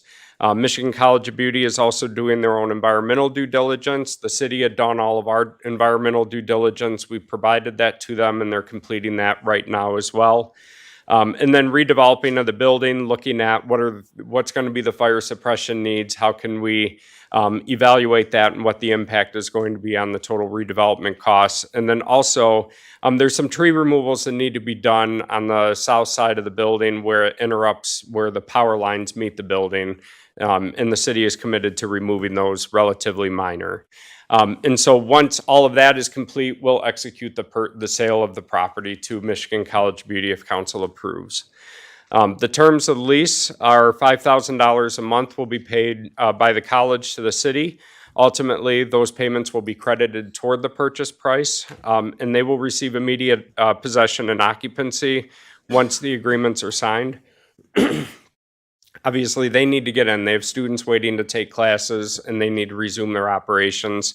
And for that purposes, the building is turnkey ready, although they have a lot of plans for renovations that they need to do. And they'll be kind of folding that in at the same time. They are working with an architect and a contractor right now to look at what that design and floor layout is going to be. But there is the opportunity to get in and start doing teaching and classes right away. The purchase price that's proposed is $350,000. That's in line with previous proposals that city has received, as well as lands within the market rate that we had evaluated in terms of what the market value of the property is for the portion of the property that's going to be divided and sold. We do have a commitment. There's a flagpole at Memorial. You can see it a little bit in that picture to the left that was donated to the city by the VFW. And we will continue to maintain and take care of that memorial, whether it remains at that site or whether it's relocated. We'll work on that evaluation at the same time. The College of Beauty does intend and is committed to about $500,000 in new capital investment in the building. Both for parking lot improvements, the interior redesign and reconfigurations that they're going to have to do to suit their needs. There's some basement and foundation improvements that have been identified through the inspections, as well as all the equipment and fixtures that they need to buy and install in the building, since everything was a total loss after the fire in July. And so they do intend to make investment into the property as well. Other improvements that were identified in the letter, as well as the letter of intent, are to preserve the historic and classical exterior facade of the building where appropriate. Looking at about 7 different classrooms, office space, hair and nail clinic, spa area for aesthetics, and spa pedicure services. There's the green space on the back of the building that was identified on the previous map. They do intend to utilize that for outdoor gathering space, both for their students and the public, when it's not used by their students, creating public gathering space. And they are excited to look into and have more discussions about with the city about a public art installation, whether that be standalone art or a mural on the side of the building where appropriate. And so we're excited to work with them to brighten up the downtown with that opportunity a little bit as well. But we wanted to talk to council. In all the proposals that we've received in the past, we've looked at the goals that were laid out by the city in the request for proposals, as well as what the right review criteria was. Just the same as we have in past proposals, we reviewed what the College of Beauty has submitted against that and determined that they meet all the goals or achieve all the goals that were laid out in the RFP. to have a catalytic impact on the surrounding area, creating a more dynamic downtown environment. Certainly between 100 students, a dozen staff, and 490 patrons a month, that creates an opportunity both for new pedestrian traffic in the downtown that was not in the downtown before, but also to patronize the local businesses, whether that's retail, restaurants, or otherwise, supporting the other downtown businesses. Increasing the pedestrian population, utilizing the exterior space of the property to add to the public realm. We talked about the green space utilization, outdoor patio space, the mural and public art. We felt that it did meet that goal that was laid out. Attracting diverse businesses that will fill an identifiable market. As identified in the DDA's master plan. Back in 2017, the DDA master plan laid out certain businesses that we wanted to try and attract to downtown. And while it didn't call out a college or an education institution like this, we do feel that it is a critical asset to have downtown because that's a lot of people who can support the businesses that we're trying to attract and hopefully attract more businesses, having more foot traffic and daytime population.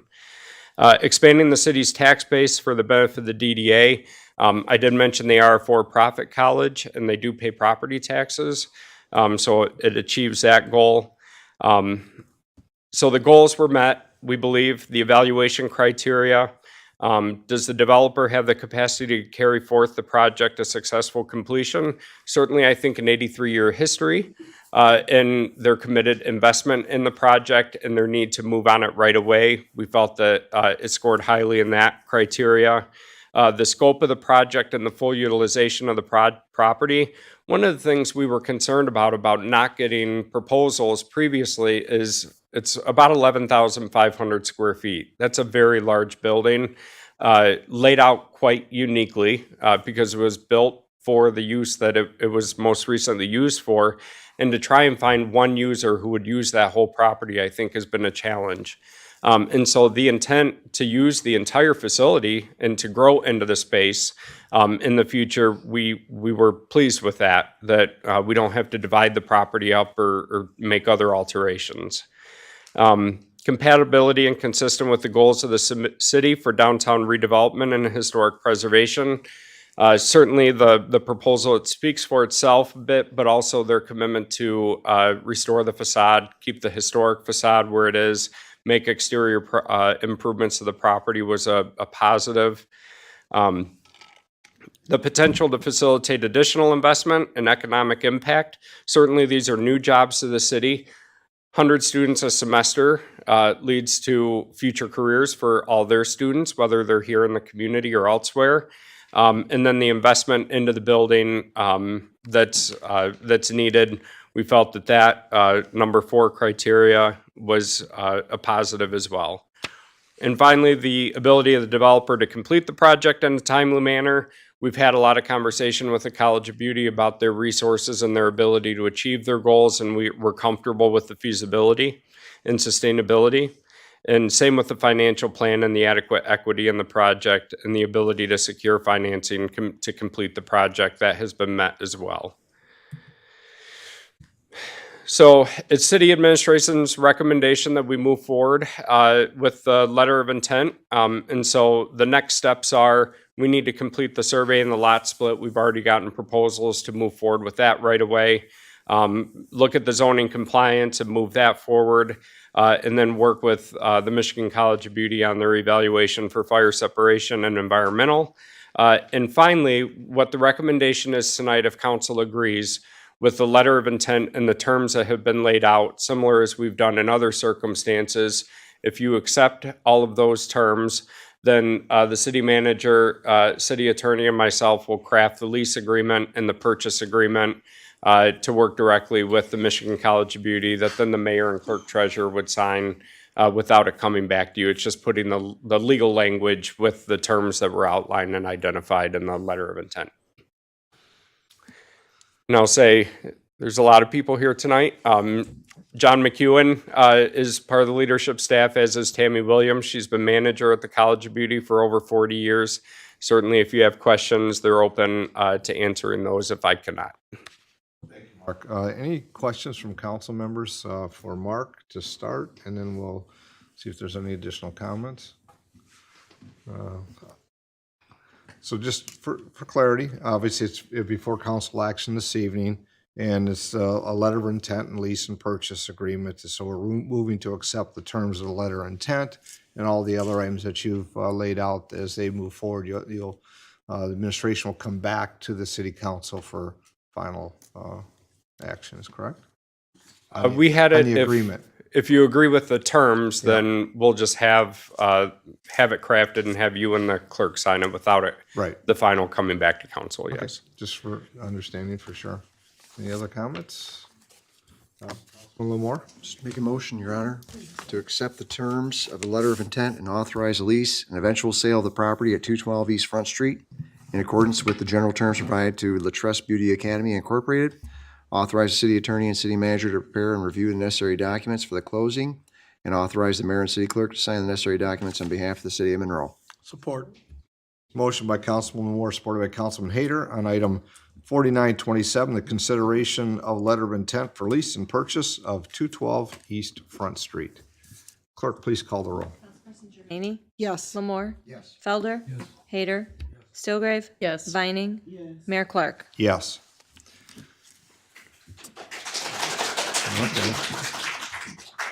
I know, okay, clerk, I know our next item is council comments. Correct. So since we have leadership here from the College of Beauty, is there somebody that'd like to say something?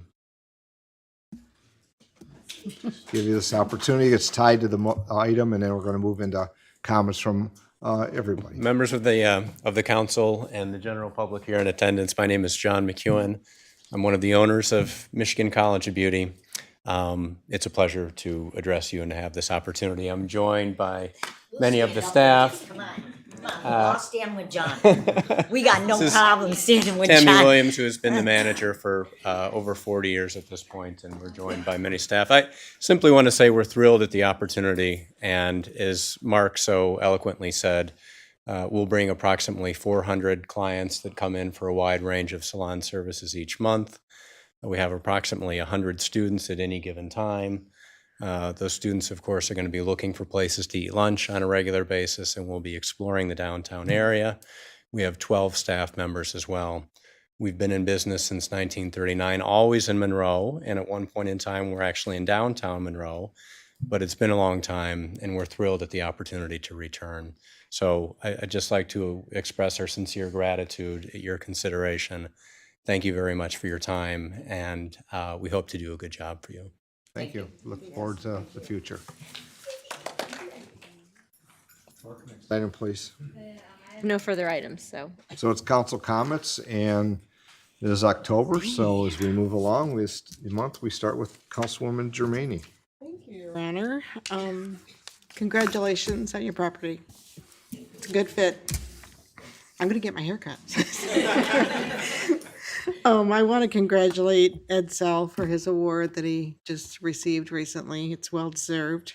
Thank the Public Safety Department for the reaccreditation demonstration they did tonight. That was good as well. I hope I said that correctly. Correct.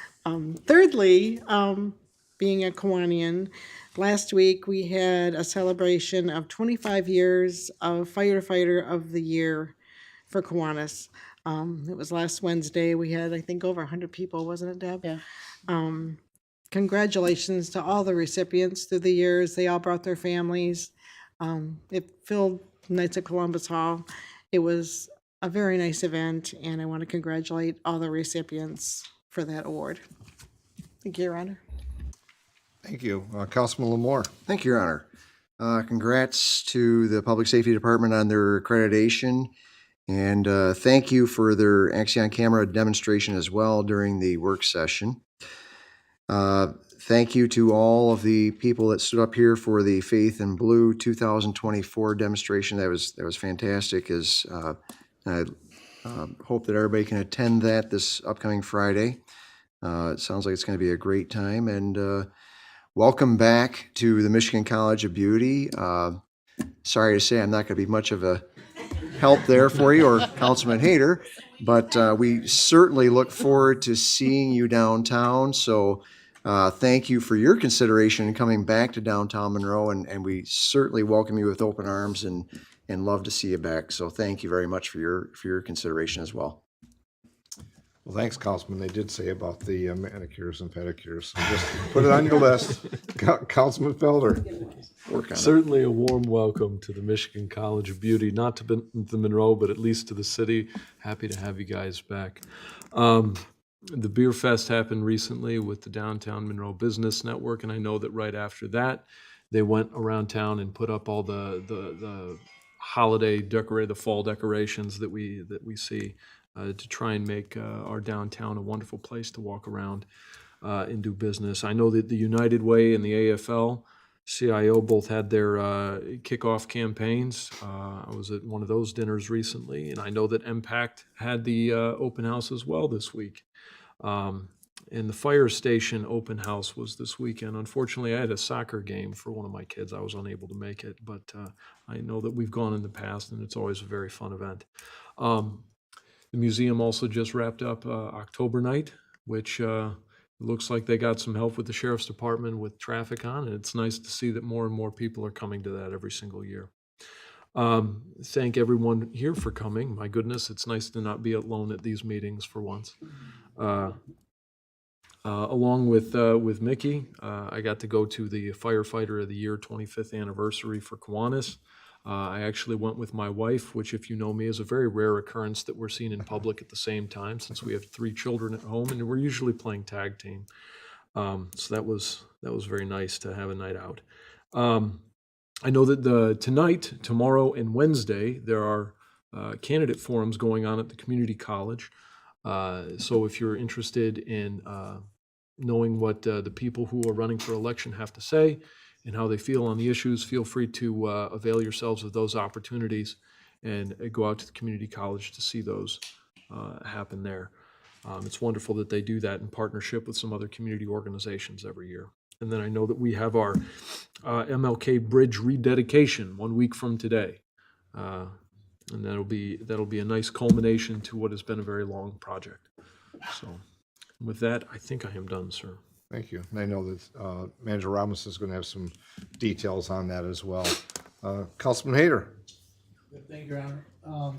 First, I'd like to congratulate the Public Safety Department again on their reaccreditation. I thank them for their presentations, and I hope to see everybody at the Faith in Blue event on Friday, October 11th. Earlier today, we had our election commission meeting. I want to thank the clerk treasurer for all that she does and her staff, and for the council members who serve on the election commission. Thank you for what you do, and I want to congratulate the Michigan College of Beauty and welcome you to the city.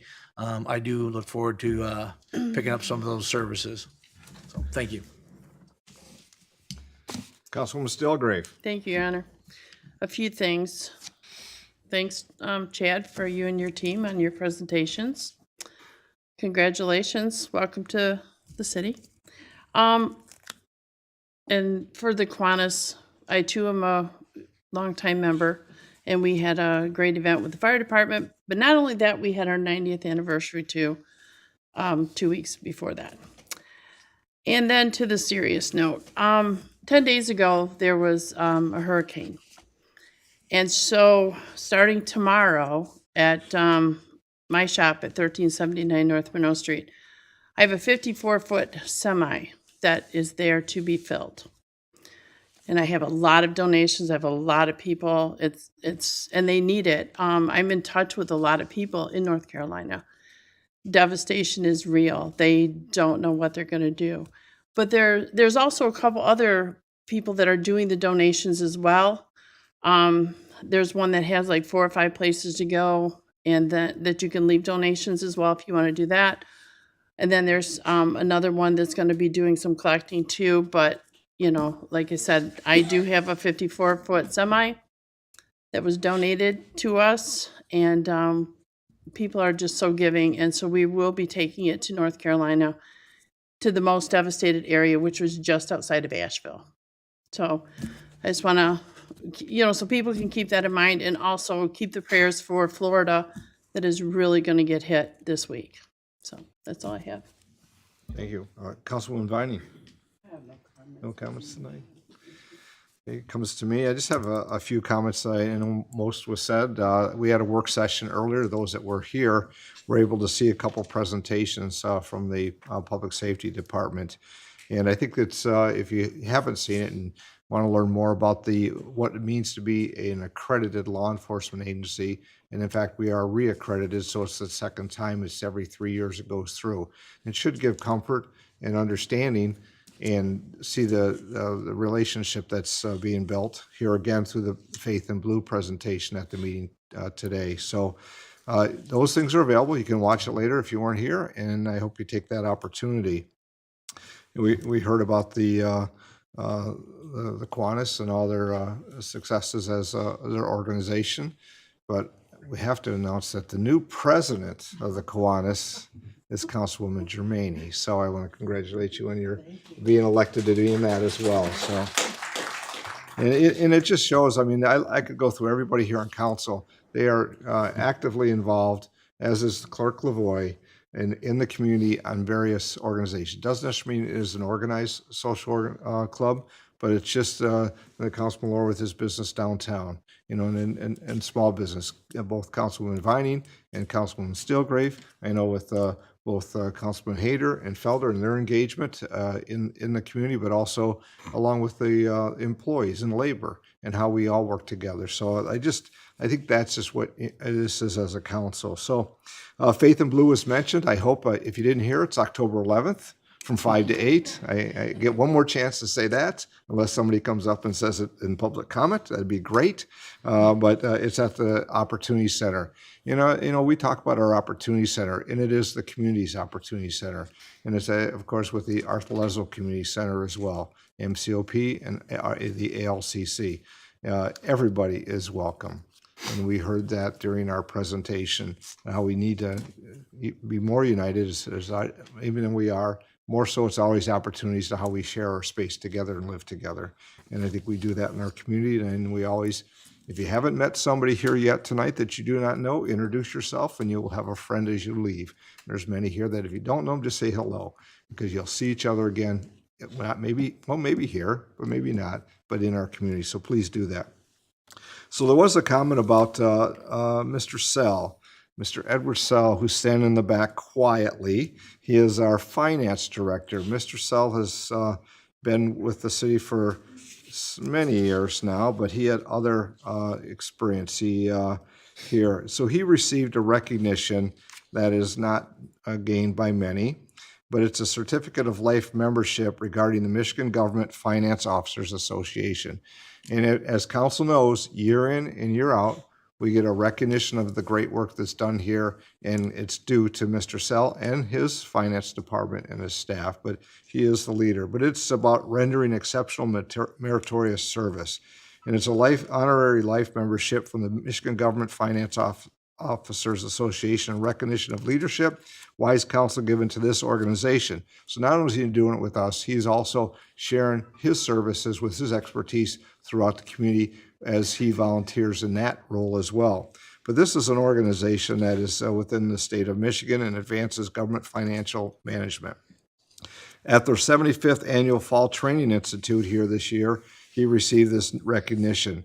And he didn't know I have this probably, but I'm going to read some of it because I think as he sits back quietly in the back, he does present to us, and it's why when it comes time with our budget, along with the administration, that we receive guidance about not only what our revenues are and our expenditures are, but long-term planning is why we are fiscally responsible. We listen to our finance director, we ask questions, and we develop good plans, but also he gives us the foresight on how we move forward. Many people have a budget for a year, and we had a couple of years we got to that. Now we have a 3-year budget, and we also have a forward look 5 years. That's because of Mr. Sell and the hard work he does, and we have good audits because of that as well.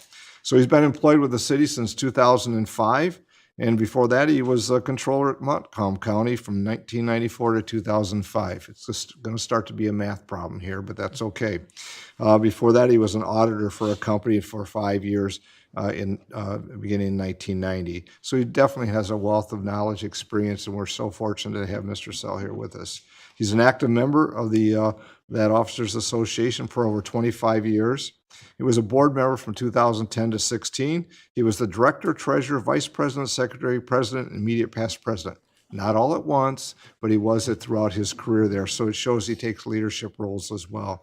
And I'm not reading everything here, so it is a bit of information, but I just think these are the highlights. But he's made significant contributions, improved the government finance through the MGFOA, the organization, and they were expressing their appreciation for Ed's dedicated service and awarded him the honorary life membership. So I just want to say from all the council, Ed, congratulations. There's not everybody that receives this award with this organization. We're very proud of you and thankful for you. So stand up and come on up here. Oh, I might have missed something. So now is when the finance officer gets up and corrects me. So No, you did Ed, great. go ahead. I can't think of anything you missed. I just figured somebody might want to know who Ed Sell is. So here I Yeah, am. exactly. Come on up. Absolutely. No, thank you very much. I really just wanted to say thank you because, thank you to all of you and previous mayors and councils and city managers that I've worked for that allowed me to, be a part of that organization and work within it. And it's like you read, I've been a member since 1995, but really got pretty heavily involved in 2010, and I could tell you lots of stories, but just wanted to say thank you. I'm very grateful and very honored to have received the award. And Well, thank you for your part you all played in it. Thanks. Thank you. Congratulations. So Mr. Sell is an example of what we have within our staff here, because I look at all our staff here that have move forward and take educational opportunities, and it might just be a seminar, but it might be within an organization. I know that the managers involved with managerial associations, Mr. Cochran as well, and Clerk Lavoie received an honor this year, the first class for the, go ahead and say it because I'll get it wrong. The MML Women's Leadership Intensive. Intensive. I always get that word wrong. And it's the inaugural group that went through there, and there were 31 women that went through this really rigorous training for a short period of time and was recognized by the Michigan Municipal League. So that, and I could go through all the council members here as well that attend those conferences, conventions. It's the extra items that we spend time doing because it's better for our, not only just us learning and educating ourselves, but for our community. So I'll stop there. I don't think I have anything else to say. I want to say, look forward to the Michigan College of Beauty downtown and our partnership. Clerk Lavoie. Just a quick announcement. We had installed and opened the drop boxes at the 2 fire stations in the city of Monroe, one on Custer and then the other on 3rd. I think that's 3rd, right? And then we have the drop box here at City Hall. I'm very pleased to say that all of those drop boxes have been very active with us receiving ballots coming back to the city of Monroe. It's very safe and secure. Thanks again to the partnership with the Public Safety Department. Director Tolstead and I got together when it's a mandate. It's not something that we just decided to do on our own. It was mandated by Proposal 22-2 that passed in November of 22, requiring the city of Monroe and cities across the state to have a certain number of drop boxes based on population. And Director Tolstead and I felt the safest place for those drop boxes would be at the fire stations, where public safety personnel come and go and are watching them in addition to the cameras we have on them. So I just wanted to thank the citizens of the city of Monroe. This is a new concept, and yet they have trusted us to maintain those drop boxes in a safe manner, and we are collecting a lot of ballots. So they will be open through Election Day on November 5th. So please continue to do that if you want to return your absentee ballot that way, or if you prefer to mail it, the postage is prepaid for you. So you can also drop your that in your mailbox, or you can visit us at City Hall. We're here every day from 8:30 to 4:30. We're open for lunch, so there is no barrier to coming anytime during those hours, and we'll be happy to help you out. There'll be more on early voting and everything else next meeting, and the Director of Communications and her team are doing a fantastic job with the newsletters and helping everyone stay apprised of what's going on. So you can call our office, or you can go to the website or check out the newsletters. And if you're not signed up for the newsletter, you should be, because there's a lot of really great information in there, not just about the clerk's office, but all the fantastic work being done by all of the departments at City Hall. So just wanted to put that out there for this evening, and that's all I have. Thank you. I did have one other item. It was related to Councilman Hayter and Clerk LaVoie's comments about the election. You know, we had at our election commission, it's called, that we meet, it was an earlier meeting, and we put things in place, and it's in place because of the work the clerk's office does, and make sure people have good faith in knowing that we're doing everything and doing it correctly. But we have items that are open to the public as well. For instance, the public accuracy test, which we just agreed to when that's going to be prior to election, but it's on October 15th, and it's at 7:30 in the morning for those that are early risers and want to come and see how we do the accuracy test for how the ballots will be used and processed and counted. And that's done every year, and so council members will be there that's assigned to that. It's here at City Hall, and It's an open meeting. another public meeting, and it's another way to show for public to come in and see and watch the process if you wish to do so, and how the tabulators work. It's open if you wish to come. Thanks. Manager Robinson, comments this evening? Yes, Your Honor and Council, that being that you all go before me, so you steal a lot of the thunder, but I do want to say thank you very much to Ed for the hard work that you do and keeping us between the lines and making sure that we're spending the taxpayer dollars the way we're supposed to spend them. Congratulations to the Michigan College of Beauty. Very, very excited for you guys to, I think, honestly, when I was originally approached on this by Director Cochran, to think about all of the students that are going to be there and they all want to do things and they all want to enjoy it, and what a great little downtown atmosphere, and it's going to really be wonderful for us and for everybody, honestly. And it's like, welcome, and you know, we're here to help support as you go through this process as well. Thank you. Mr.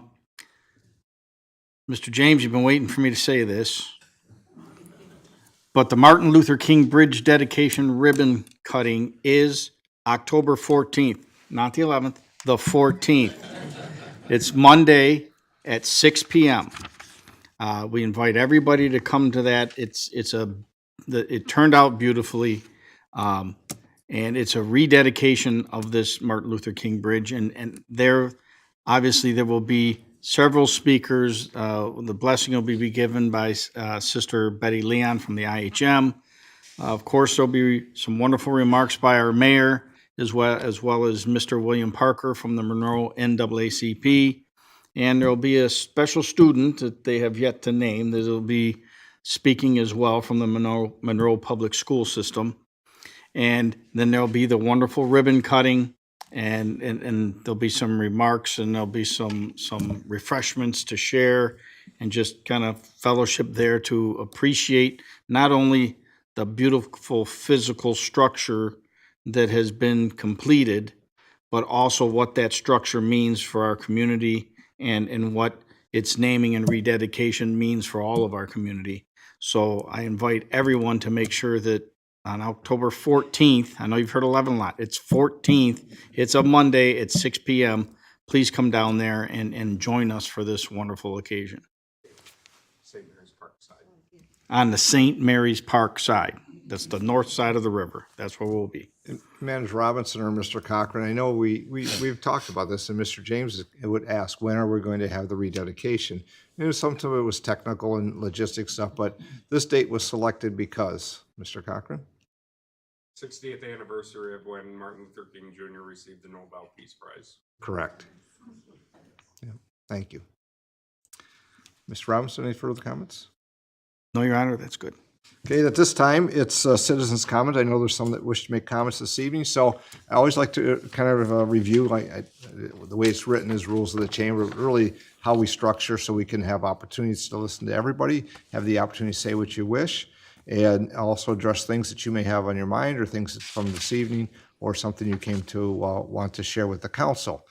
Just mindful, we ask that you state your name and jurisdiction of residence. We don't need your address, just where you live, what jurisdiction, and it's 3 minutes. And I hope you're prepared for that. If not, you can always come back again. There's Mr. James speaking up because he's going to show you the way. And of course, and your name, please. Elliot James, 633 Stone Street. Since I got the bridge done, now on this 2930 resolution, I know we're going to be going down La Pleasance to the lake. I was trying to make sure that we have a T-bone in there that's coming from the east side of Monroe. A walk path, bike path that's coming down Conant Avenue all the way down to La Pleasance. I want to see if there's any possible way we can get that put in. Thank you. Thank you, Mr. James. I know that as we move forward with plans on, as I said, this is phase one. I know that's going to continue on La Pleasance with the Monroe Charter Township, but also as we continue to lay out our non-motorized pathways, is how do we make sure we connect? We have another one on west of the downtown that's coming through the old railroad spur to the downtown. It connects to the pathway that takes you out whether First Street or Elm to get out to the National Park by the Heritage Trail, and that's under reconstruction now in a much larger group of partners, including the county, city, and many federal agencies, because it's in dire need of a repair. But how do we make sure we connect a pathway that no matter which way you're coming, you can find the pathway, whether it's on there or, in Kentucky Avenue might be a bit of a challenge at this point, but I always say that shouldn't stop us from finding that pathway. So as we go through the Orchard East, it also connects direct through the neighborhood to then go out to whether it's Sterling State Park. And those that know that have been attending, and Mr. James knows this, the county championed the Loop Trail, it's called, which starts at I'll just say Telegraph and 7th Street, but it's 7th Street in Kaylani, and goes all the way out to Raisinville Road. It cuts through the county on a right-of-way that is on DTE. There's going to be a separate path for non-motorized, which will go to Raisinville, and then north across M50. They've already figured out how to make that a safe passage over to North Custer and back to Munson Park in the city of Monroe. That loop trail was, again, you've heard about SEMCOG, Southeast Michigan Council of Government opportunities from planning grants and transportation alternative plans. That was funded there as well. And these are projects that are in the millions at times, and the match is minimal when you think of the benefit to our communities. So yes, Mr. James, I wanted to make sure you're aware that we're looking at how do we make that connectivity from Jones and La Pleasance, not only out to Bulls Harbor, but then tying that through the Orchard East to again connect to the Sterling State Park. And you did not use all your time, so you may come back up. I used your time. No, The second part of mine was the Orchard East, meaning fruit trees. Yep. I wanted to make sure that through that path from the orchard to the La Pleasant, there'd be fruit trees planted so that we still will say the orchard is the real orchard. Absolutely. Thank you. So I could go on. That's another item that we've are working on and found some grants for to plant trees, and how we do that around through the neighborhood and finding those locations. So thank you. I'm on that committee. So. Yes, he is. So because of his diligence in coming here, Mr. James now serves on the tree committee. So we have many committees for those that are residents if you have an interest and just need to, just speak with me. I'll be glad to share those. Okay, next, other comments from those present here this evening? Yes, ma'am. Just your name and jurisdiction of residence. My name is Marcia Lindquist, and I live at 1253 Bentley Drive. My main concern here tonight is to talk about what the development with the old Lazy Boy area is going to be. I have been dealing with Mr. Cochran for the past almost 2 years with this. We have come to no agreement on any barrier, anything. The only thing I've been told is that Aldi's now owns 2 feet of my property.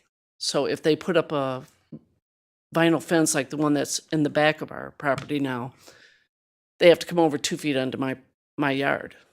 Well, if they come into 2 feet in my yard, then I'm losing 2 feet because my neighbor then has to lose 2 feet. So that's not the biggest part. The part is that the fence is only supposed to go to the end of Aldi's store, which cuts down maybe 1/4 of the way into my front yard. That would be the end of the fence. And I said, well, what do we do with the rest of the fencing there? What are we going to do? He said, that's not our problem. That's Aldi's is the one that has to take care of this, which, okay. So I suggested, why don't the city finish going all the way down to make the area look nice? Because it's atrocious to even look at that area there. It's all weeded up. It's all everything. Nothing is maintained there. And I know there's a lot of construction going on there right now, and there's a lot of things to still be done there. But our concern, me and my neighbor across the street, is the privacy there. You know, we have mesh fencing up along the fence just to cut up so we don't see all that. My neighbor behind her then, his concern on that area still there is the fencing too. He'd like to see something there too. We were told that we couldn't touch nothing in that area because they were going to put a berm up there at one time. Okay, well, that must have fell through. Buckeye Cable owns the easement of 35 feet of that property through there. Well, Buckeye Cable can't even use that property because you can't get through. So we are just proposing to have something done to make the area look nice there. We look shabby. We look trashy. I love my city. I love my area. I love my little house there. We just want something to make our area look nice there. And then Jeff, that lives on Huber Drive, his concern, and a few other people that I know that live on Huber Drive, is the traffic through there. The people fly through there. I've been on there, and somebody passes you, and they've got to be doing at least 40 to 50 miles an hour going down Huber Drive. So that's a main concern there too. So basically is fencing or something. The city put up a vinyl fence in the back because they had taken down a brick wall there which helped with the noise there, because it is atrociously noisy now that Little Dixie restaurant's gone. So that's why we want to continue down the rest of the way with the vinyl fencing, if we can.